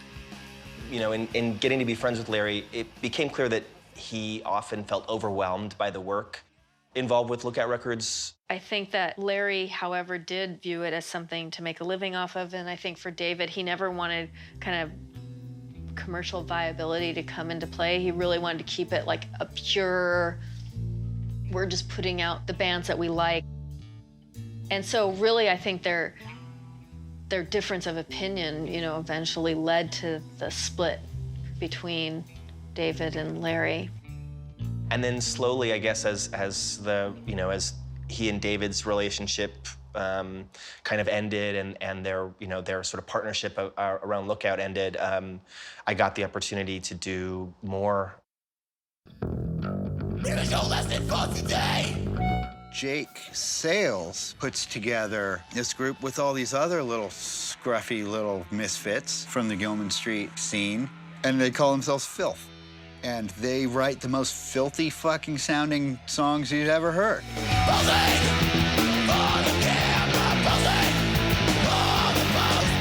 It was my understanding that Filth had always kind of started off as, I don't want to say joke, because that sounds a little too harsh, but yeah, like in jest, that would be a good word to put it.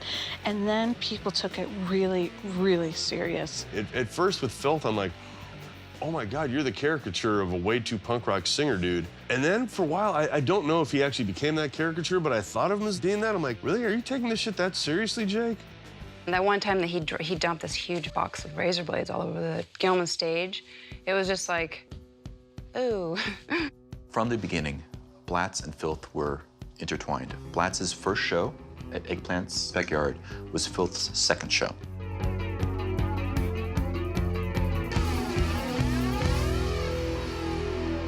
So Blatz started playing when I was in 9th grade, and it was Joey, Marshall, Jesse, Eggplant, Annie, and Anna. Blatz, to me, is the zeitgeist of East Bay.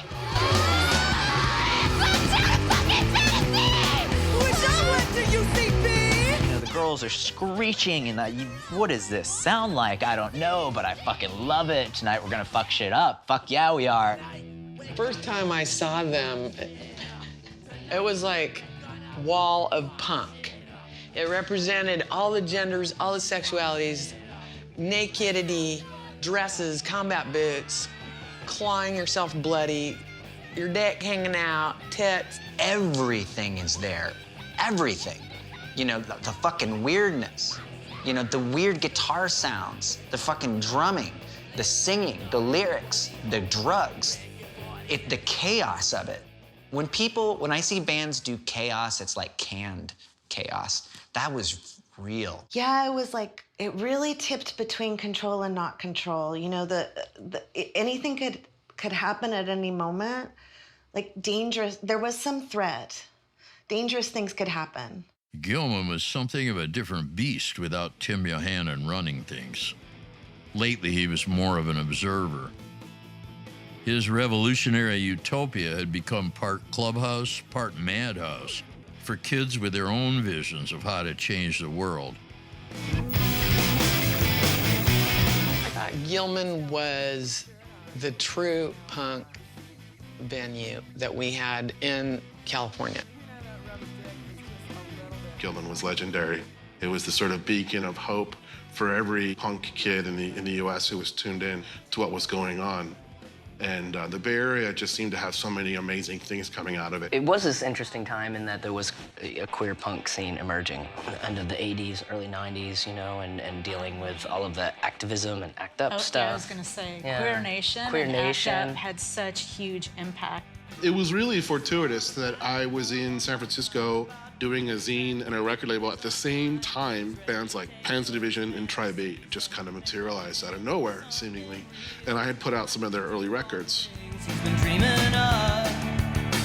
He's joining the Cocksucker Club. I like rock. I like a certain style of music. And there's no one out doing this music.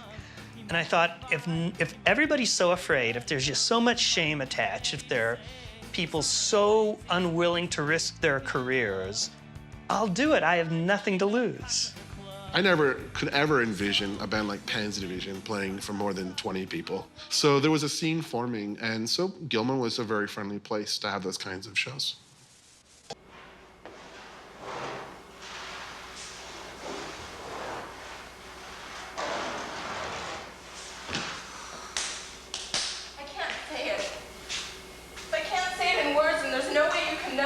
I thought it was pretty crazy that somebody was going to put a play on at Gilman Street, but I didn't grasp how momentous it was that she was going to do this and she was making it happen. She was very driven.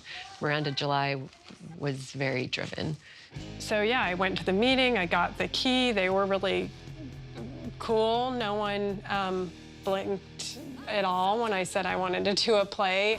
There's a whole world of difference. And then I remember putting up posters around that said, "The Lifers." And it was so incredible, and it's like, it's this thing where it's like punk rock isn't a sound. It's this idea of just like doing something that you're totally afraid of doing in front of other people and inspiring other people to like do stuff that they're afraid of doing and to take risks with each other.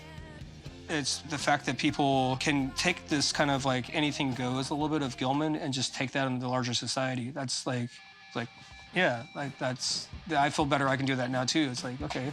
I just remember Eggplant like giving me an issue of that fanzine, reading that review, and I mean, of course it was the only review of that play, and I didn't expect there to be any review. And then it was so serious. It really took me so seriously. And yeah, never underestimate like what taking someone seriously at that age can do. Miranda became connected with Kill Rock Stars in Olympia and moved to Olympia for a while. There was definitely like this like connection there that was almost like the DC Olympia connection, that was also like a DC East Bay connection, where we were like constantly importing and exporting our art to each other. I really appreciated Riot Girl, and I think that is like the best thing to come around at like the best point in my life. Like the things that they like espouse, like no like rivalry between girls, and just anyone can be in a band. All you have to do is just be in a band, just do it. And like I was really into it personally. Kathleen was just speaking rules out loud rather than hoping that everyone saw the social cues and did it.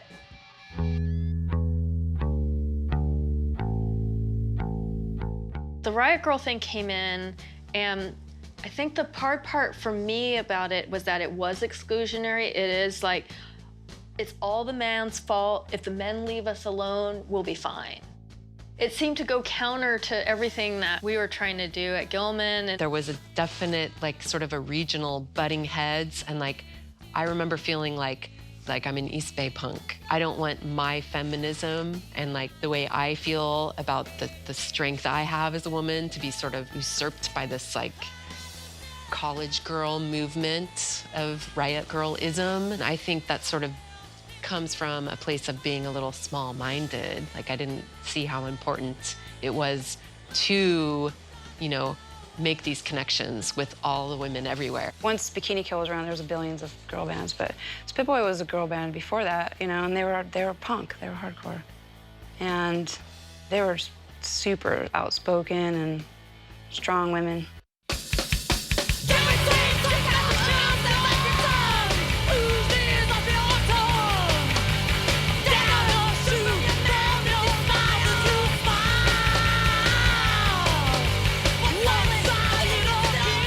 Spit Boy was all women.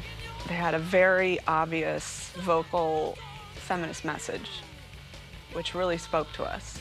And I was already really focused on women's politics and gender issues in general. And so the band just was another avenue, like a bigger avenue to be able to explore that and communicate ideas and issues and concerns that we were having. There was something different going on. It was darker and definitely serious and heavily political. Society's fucked, what are you gonna do, you know? What I thought was, I wanna start the kind of band that I wanna hear, that I am not hearing out there. I wanna start a female, hardcore, punk rock band that sings about political issues, in particular to women.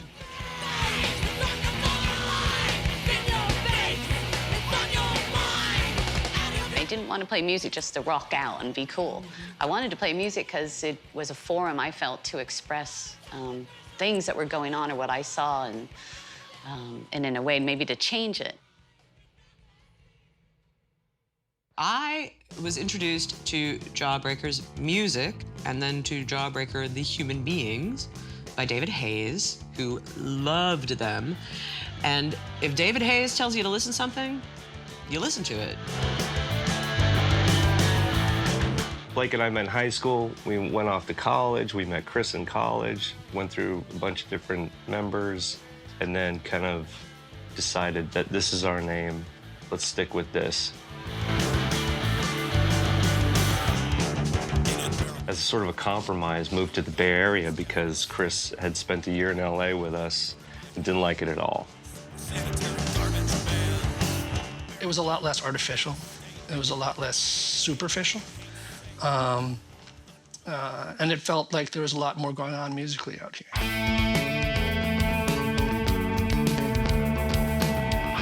They would come up to Gilman to play shows. And at the time, it was just different than anything I had heard, you know, punk rock bands sound like before. They had it together. They were a little bit older than us, and they had that little extra talent, I think, that we didn't have. And Blake just wrote amazing lyrics, and it was all from the heart, and they were all just in it 100%, you know? Like, man, what a band.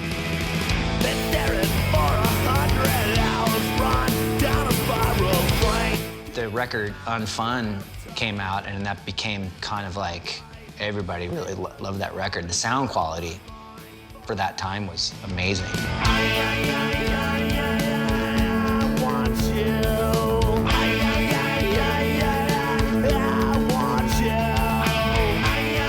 I mean, like, it was really like it was a lightning strike, you know? Same as Green Day, same as Operation Ivy. Every once in a while, here's a band that, like, really, they've got it.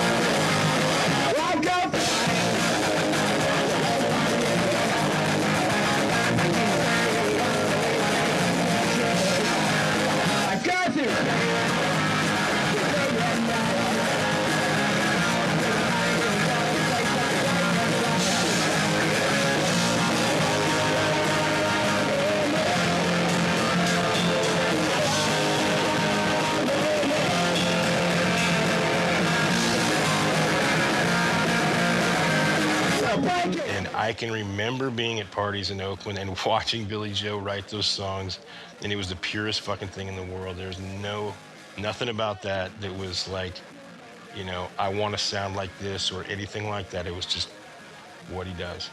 That is pure music, man. Their live shows, the energy was, I can only equate it to like what the Beatles were, that kind of, there's a goofiness about it, but also this amazing musicianship that's going on. And Billy was already just so good, and so was Mike. And they just wrote these songs. You're like, where the fuck did this come from?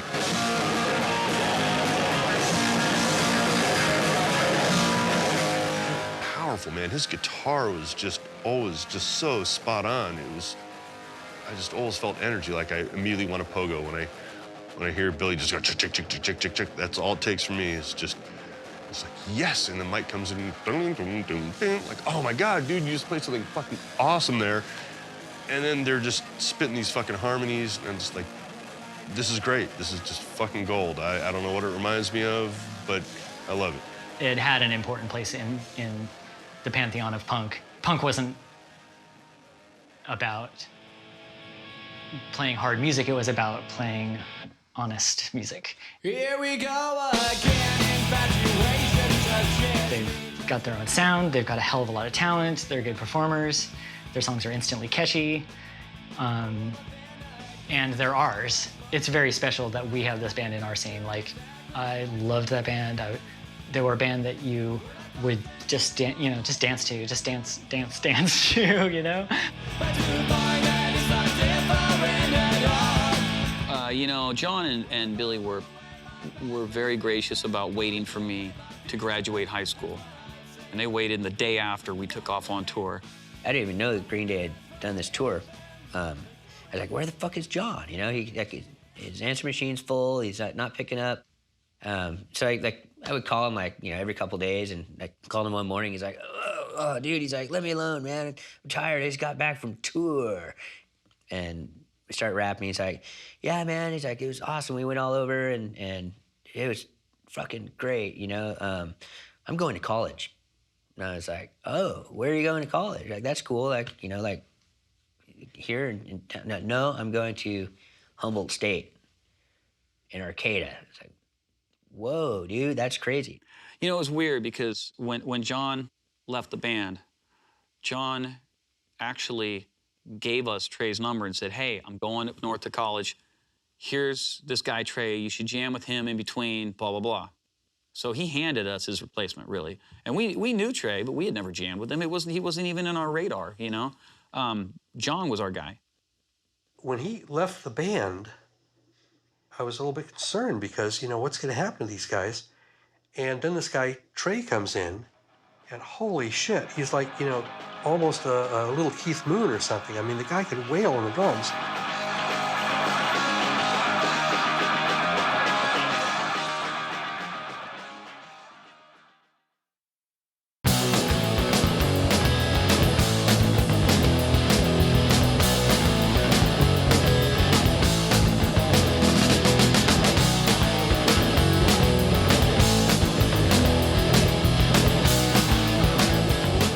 Incredibly vibrant movement, full of dissatisfied, sort of depressed and brilliant and creative and outspoken young people who were making things and doing stuff.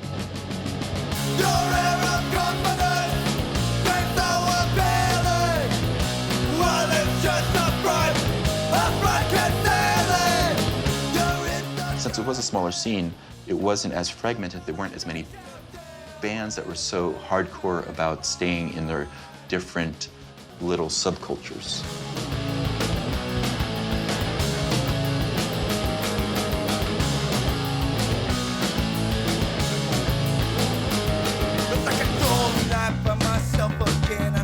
We're just friends with each other. You know, hey, you're my friend. I think it would be great to play a show with you. Let's do this. Even though the bands were very different musically.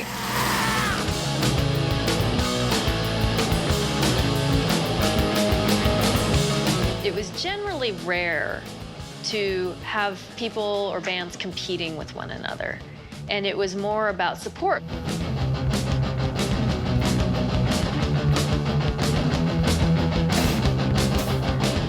Too, like a matter of months. Like all the bands that like kind of like were got together through Gilman at first, reshuffled, you know. And I think a lot had to do with like how people were progressing musically. Some people got much more talented, like, you know, Tim and Matt were obviously like really talented musicians. After Operation Ivy broke up, my drinking got really bad, you know. I would drink and drink and drink till I couldn't go no more. You have to have a certain amount of responsibility to play in a band. You have to show up, you have to practice, you have to work on stuff. But, you know, he couldn't get a thought going. I mean, you know, it's sad. It's like, it destroys, it fucks you up. And I was fucking everything up. I ran downfall into the ground, generator into the ground.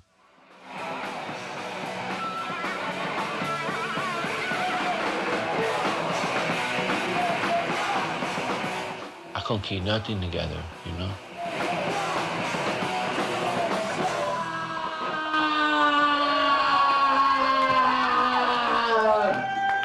There was a point where I felt like, you know, he just seemed like he didn't know what he was doing. I said, you should come to Washington. We had a good scene. I thought he'd just fit in perfectly here. There's so much music going on here and so many interesting people, and I thought I think I felt like at the scene out there, there's a lot of holes to fall into. He was fucking up. And finally, he went down and he got into the Salvation Army program, which was in downtown Oakland, you know, and he stayed there and, you know, it kicked his fucking ass. It wasn't bullshit, you know. He got out of there and he started getting his life together and he's like, I want to do a band. Yeah, so Matt Freeman made a deal with me. He said, listen, man, I'm tired of getting my heart broken. Start a band with you and you get drunk and fuck everything up. So I'll play music with you, but I'm not gonna join your band officially until you get a year sober. And one day I got a phone call at Epitaph from Tim Armstrong. And he said he was at the Salvation Army and he was getting sober. He wasn't in Op Ivy anymore, but him and Matt were gonna do a band. I said, okay, well, I love you. I love your songs. I love your voice. Same goes for Matt and his bass playing. And when you guys do a band, if you want to be on Epitaph, I want to sign you. Get sober, take care of yourself, and when you're ready, I'm ready to do it. I go up to Matt Freeman, I say, homeboy, I gotta get sober. Let's do this. It's like a Rocky movie. You know, let's get to work. Let's go!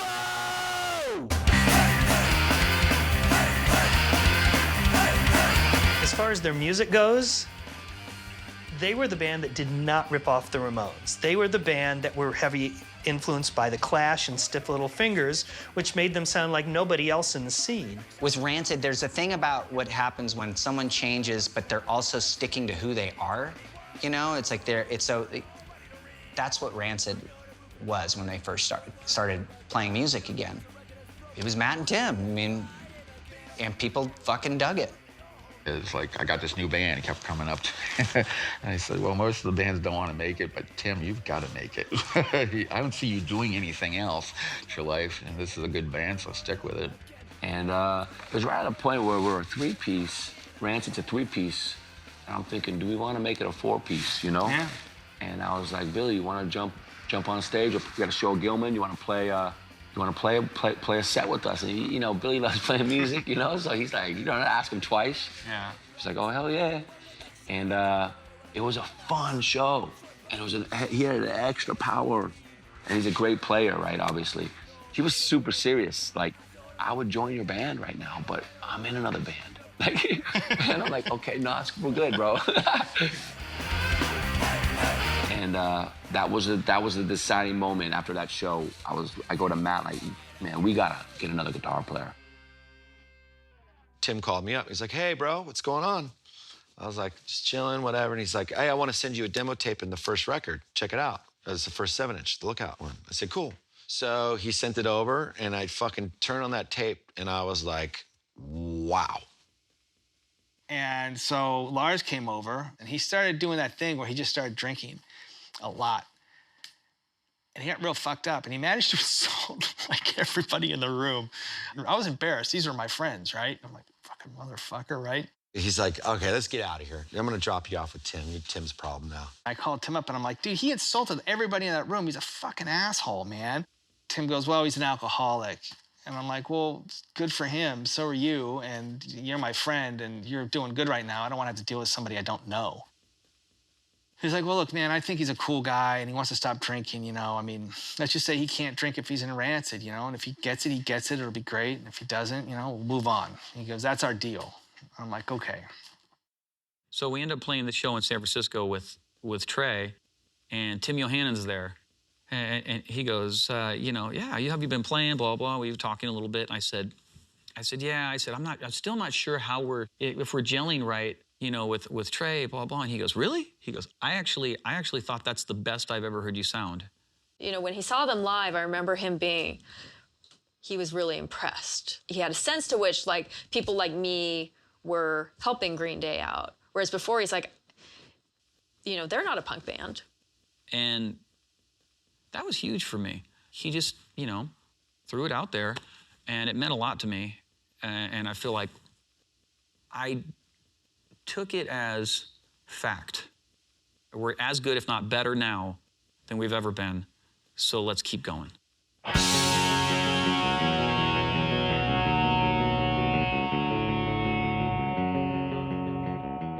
When Green Day was getting ready to go to Europe for the first time on the Kerplunk tour, the night before they were going to fly to Europe, we went over to Larry Livermore's house. And I remember this energy in the room, you know, I mean, at least two of the guys, I don't know if it was Billy and Mike, but they had never flown before.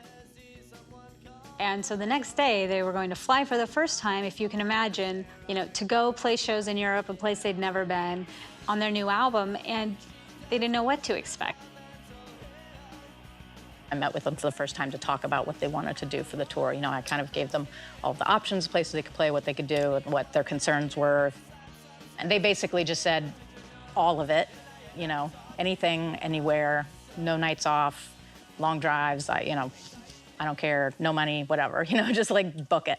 I think they were in Europe for 3 months, and then they came back from that, and then they were packing them in and packed them in. And just saying, you know, there's 800 kids in a 500 capacity place. There was so many people that I would volunteer to go out so someone else from there could come in. You know, that was the kind of level of like what things were at, you know.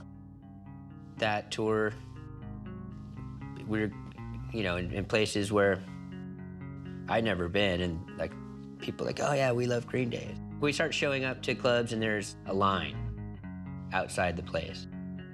So we're like, are we in the right place? Or like, oh yeah, this is okay, this is our show. The word had gotten out that Gilman Street was the place to be. Shows were packed most nights, which was good for the bands and kept their rent paid. But something was getting lost. It was no longer a refuge for the freaks to meet in secret. People were watching now, wondering who would be the next big thing.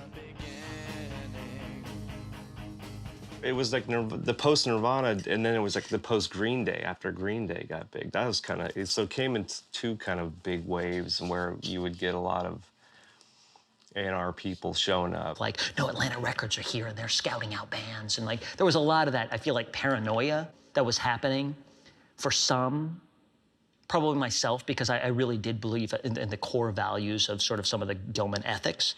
We, including myself, were very unhappy about the major label aspect of the whole thing. I helped draft and pass the no major label policy at Gilman. And I would do it again in a heartbeat, because the last thing Gilman needs to be is some kind of crappy industry farm league for major labels. Rancid stayed independent. They're still on Epitaph, owned by Mr. Brett. You know, our community is our property. It doesn't belong to those other people. We don't need to see what we are turned into just another commodity for people.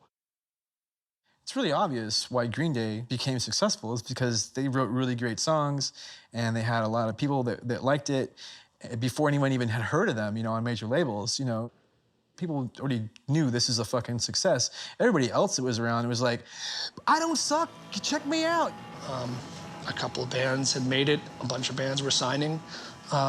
We were approached because we had that weird opportunity presented to us by opening for Nirvana.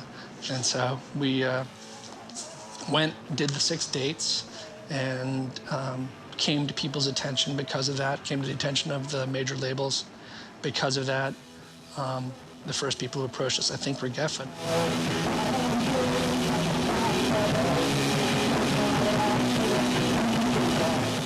And I understand why people would feel offended, why people would feel betrayed by, you know, bands like us moving to a major when we had built our reputation on being a specific type of band.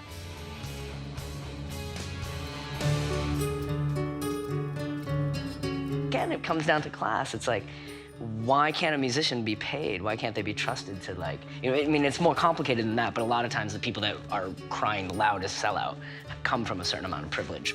It's an underground punk scene, and it's meant to thrive in this environment.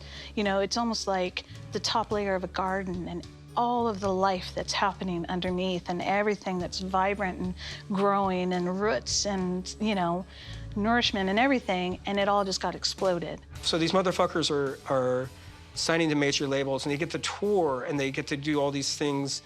That's a dream when you're a suburban kid wanting to start a band, and you would, if you're not quite in those bands, you want to be part of that dream somehow. Punk was getting bigger and bigger and bigger from 87 to 88 to 89 to 90 to 91. You know, the year before the year that punk broke, Epitaph sold 1 million records. Okay? It wasn't 1 million records of one band, it was 1 million records of 10 bands. The chances of success happening are the lottery. And that's the game that entertainment businesses play. They're playing the lottery. That's the whole game. It's still the game. It's like, we will take this many lottery tickets over here and this many lottery tickets over there, and this, how much do we have to spend? What is our risk? And then they, you know, see what's going to pay off. It's a roulette wheel. You know, the chances of winning are not great. I was starting to wonder, like, gosh, it's been a long time since Green Day did a record. I wonder what's, we should really get going and do another one. And people were saying, well, maybe they don't want to do it on Lookout. And why would they not want to do it on Lookout? That's crazy. Everybody wants to do a record on Lookout. And I said, well, let's get the band together and talk about this. When we signed to Reprise, I think Larry was thinking that we should make one more record just for our own good with Lookout. I felt like for some reason we shouldn't. My interests were both for the label, but also for the bands. And, it might sound very self-interested, like, well, I don't want to lose the band because at that time they were our second biggest band after Op Ivy. But what I really did not want was for them to sign a half-assed major label deal, like many underground bands did, put out one record, didn't sell very well, get dropped, and then they're so bummed out that that's the end of the band. And I was like, oh my God, am I making the biggest mistake of my life? And I look at Larry and I go, well, what do you think is gonna happen? And he's like, I think you're gonna be one of the biggest bands in the world. And I was like, part of Tim's response to that, of the great Johannen's response to that, was to double down on the DIY, right? Was to make a hard, fast distinction between bands that were on majors and bands that weren't on majors. So when bands, kind of started morphing into these more commercial kind of entities, and then want to advertise in the magazine or the fanzine, it presented a problem for Tim because he's out of space as it was. So I think he just decided to tighten the parameters more. I mean, give it to him for taking a stand. He took it on the chin. People fucking hated him for it.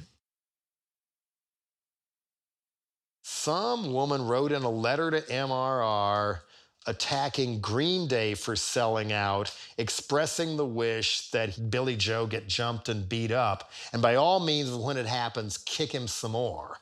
And Tim, who would often reply to these letters to MRR in order to have the last word, said some other stuff to parrot her attacks on Green Day, but never questioned the violence. And that horrified me. That wasn't the maximum rock and roll I knew, who almost single-handedly, in the case of Tim, stood up to the Nazi skinheads at the risk of his own physical well-being, stood up to Bill Graham. And the rest. What was going on here?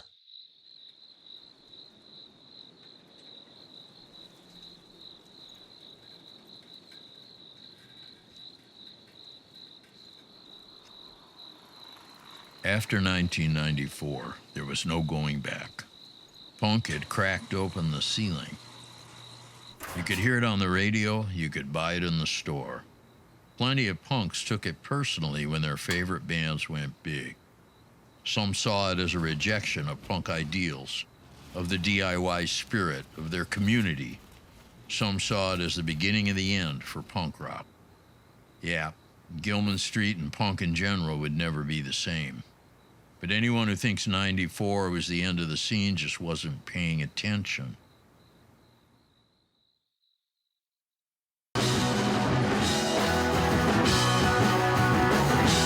As Green Day has gone on, let's face it, they are now hardcore music industry establishment. Some people think they betrayed punk even more by doing American Idiot and staging a Broadway show, but my attitude is the opposite. It's like, I'm just glad somebody from our scene had not just the ambition, but the talent to actually pull off that kind of a Broadway show on their own terms. I understand the way people felt when we got really big.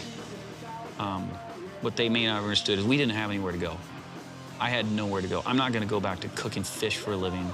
I'm not saying there's anything wrong with that.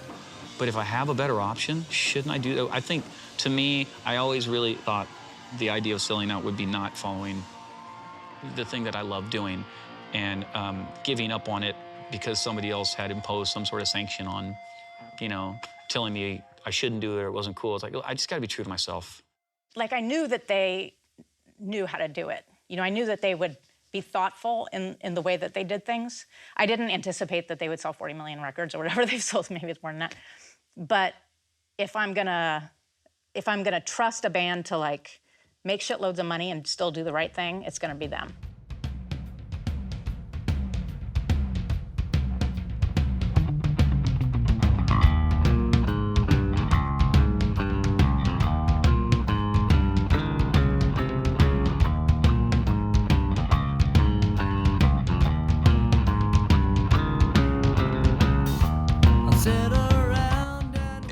Day's first debut, after like 6 weeks of rotation, it was surprisingly strong. Like, I couldn't believe it's strong. That was a catalyst that it might be a legitimate hit record for, you know, MTV.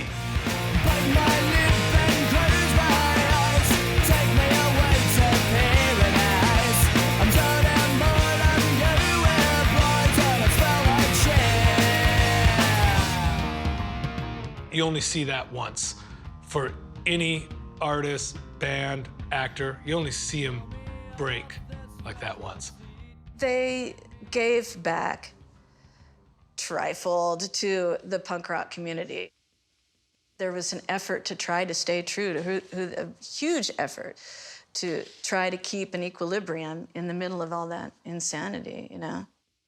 Well, I remember one of the big things for us was, okay, we're gonna, you know, keep the other two records where they're at, and like this stuff stays on Lookout. Lookout's doing a great job. To put a record out with Green Day, it's got to be the next one, and you know, that's it.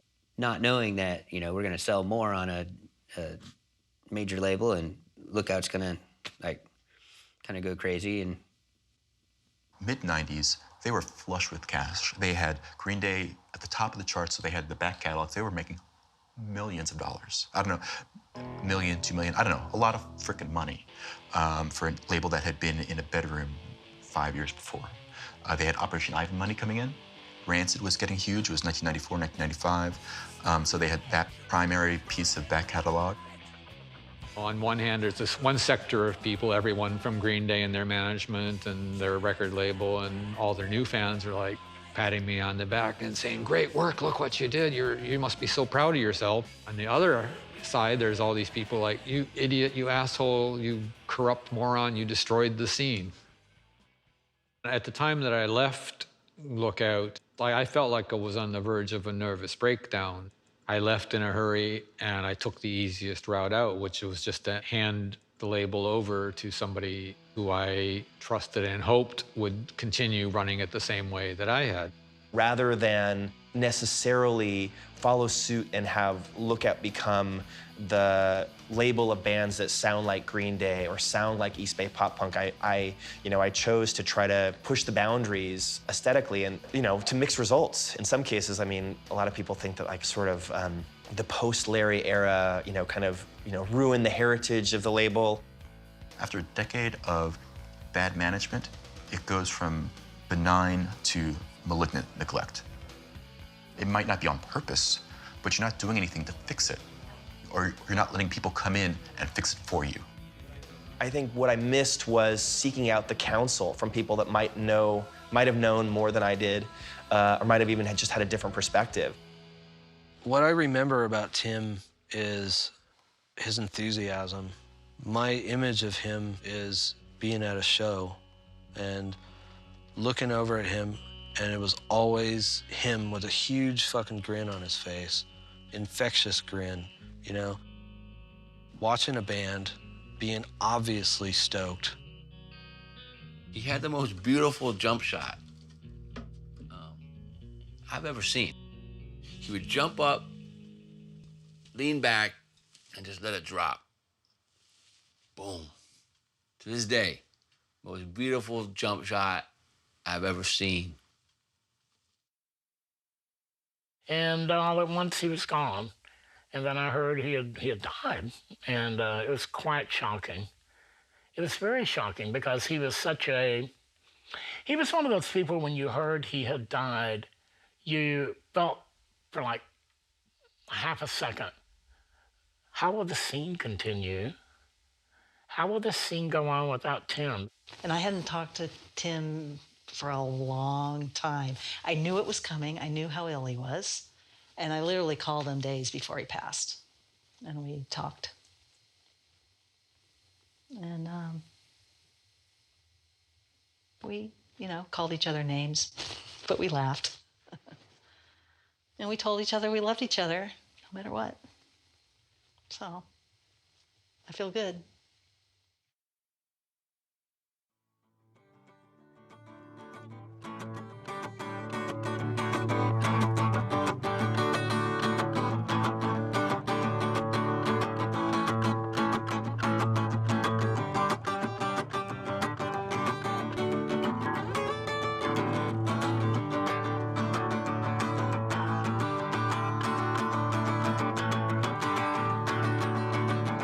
Part of the early Gilman, the Tim Yohannan Gilman, part of what made that work, I think, was that sense of involvement, that sense of being a part of something that mattered. Like the Church of Punk. It was a place to go to see the bands, to feel like you belonged, to feel like you were part of something that mattered. And, when I stop to think about it now, it still makes me cry a little bit because it was a precious time. And I think that in trying to make Gilman Street a place that was member-operated and making it, a democracy and trying to give people voice, especially young people, that was one of the gifts that Tim Yohannan, among other people, kind of bestowed upon us, was to treat us like grown-ups. And so many people that I know who were at Gilman went on to become very successful inventors, creators, artists, entrepreneurs, civic leaders, people that were there through the DIY movement had a sense of wings. Whatever we did in the way of music or art, it was culture. This is an expression of my art and my feelings and my heart and soul, and I'm presenting it to the world. It can be as big or as small as the world decides to let it be. But don't do yourself down. Don't just make it all just a dumb joke. I mean, even if you're aristocracy. And now it seems like the norm, thanks to Gilman and things creating that norm. Punk's for everybody, no matter what age you are. Punk's, it's part and parcel of no racism, no sexism, no homophobia at the club. It's all ages. It's because it belongs to everybody. It's just a testament of like what people can do if they, stick together and they keep their minds open and they don't like sort of burn a scene out, I'm just happy that negative people, violent people, they haven't fucked it up. Seeing the kids come and have a place to come and have a safe place to come and to participate. You come to a meeting on the first or the third Saturday of any month at 5 p.m. Pacific Coast time, and you're gonna find anywhere from 7 to 20 to 30 people in here. They're gonna be from 6, 7, 8, up to 70, 75 years old, and they all have a say in what happens. It's not magical, it's all put together week by week. It's held together, show by show, and you gotta have more than just one group participating. The fact of the matter is that if you don't feel satisfied with how the general life in the mainstream happens, if you feel empty, you have alternatives and you have things that you can do, and you don't have to know what you're doing. In fact, it's better if you don't know what you're doing. It's about weird, lost people coming to some place and finding themselves. That's what's so great about why Gilman is where it's at now and why it's been going on for so long, is because you get these new people, young people and old people, all ages people, and they're making a community, and it's working. A community making decisions, not just one person. Man, that is a beautiful thing. The things that happened in the East Bay, they weren't just dumb luck or fate or whatever. They were specific to the time and the place and the people who put in the effort. There's no reason why the same thing can't happen again. It's probably happening already in some town you've never heard of, where kids feel bored and dissatisfied. It could be happening anywhere. It should be happening everywhere. If there was ever a time to stand together, if there was ever a time, it's tonight. If there was ever a time to hold your brothers and your sisters, then the time is right. If there was ever a time to stand together, if there was ever a time, it's tonight. If there was ever a time to hold your brothers and your sisters, then the time is right. Well, we gathered in DuPont Circle, and we gathered in Jack Lorna Square, and we talked that train, and we told them we couldn't breathe out. If there was ever a time to stand together, if there was ever a time, it's tonight. If there was ever a time to hold your brothers and your sisters, and the time is right. Come on. Gilman Street has but a few guiding principles. No alcohol or drugs in or around the warehouse, and no violence or vandalism in or around the warehouse. We're aiming for the rooftops, beyond the river doubt. We're arming sound Neil Lawton and whispers and shouts. If there was ever a time to stand together, if there was ever a time, it's tonight. If there was ever a time to hold your brothers and your sisters, then the time is right. Come on. They volunteer their time to set up the shows, make and post the flyers, sign up new members, take money at the door, coordinate the events on the stage, do the sound, operate the store, create and enforce the club policies inside and out. To create an example of how things can be, and then to try to spread this practical message to others who feel the same elsewhere. If there was ever a time to stand together, if there was ever a time, it's tonight. If there was ever a time to hold your brothers and your sisters, then the time is right. If there was ever a time to stand together, if there was ever a time, it's tonight. If there was ever a time to hold your brothers and your sisters, then the time is right. In a nutshell, we're reestablishing a sense of community in the scene. Our feeling has been that if the majority of those going to shows don't like the stupidity, that they, along with those organizing events and the bands themselves, can control their environment.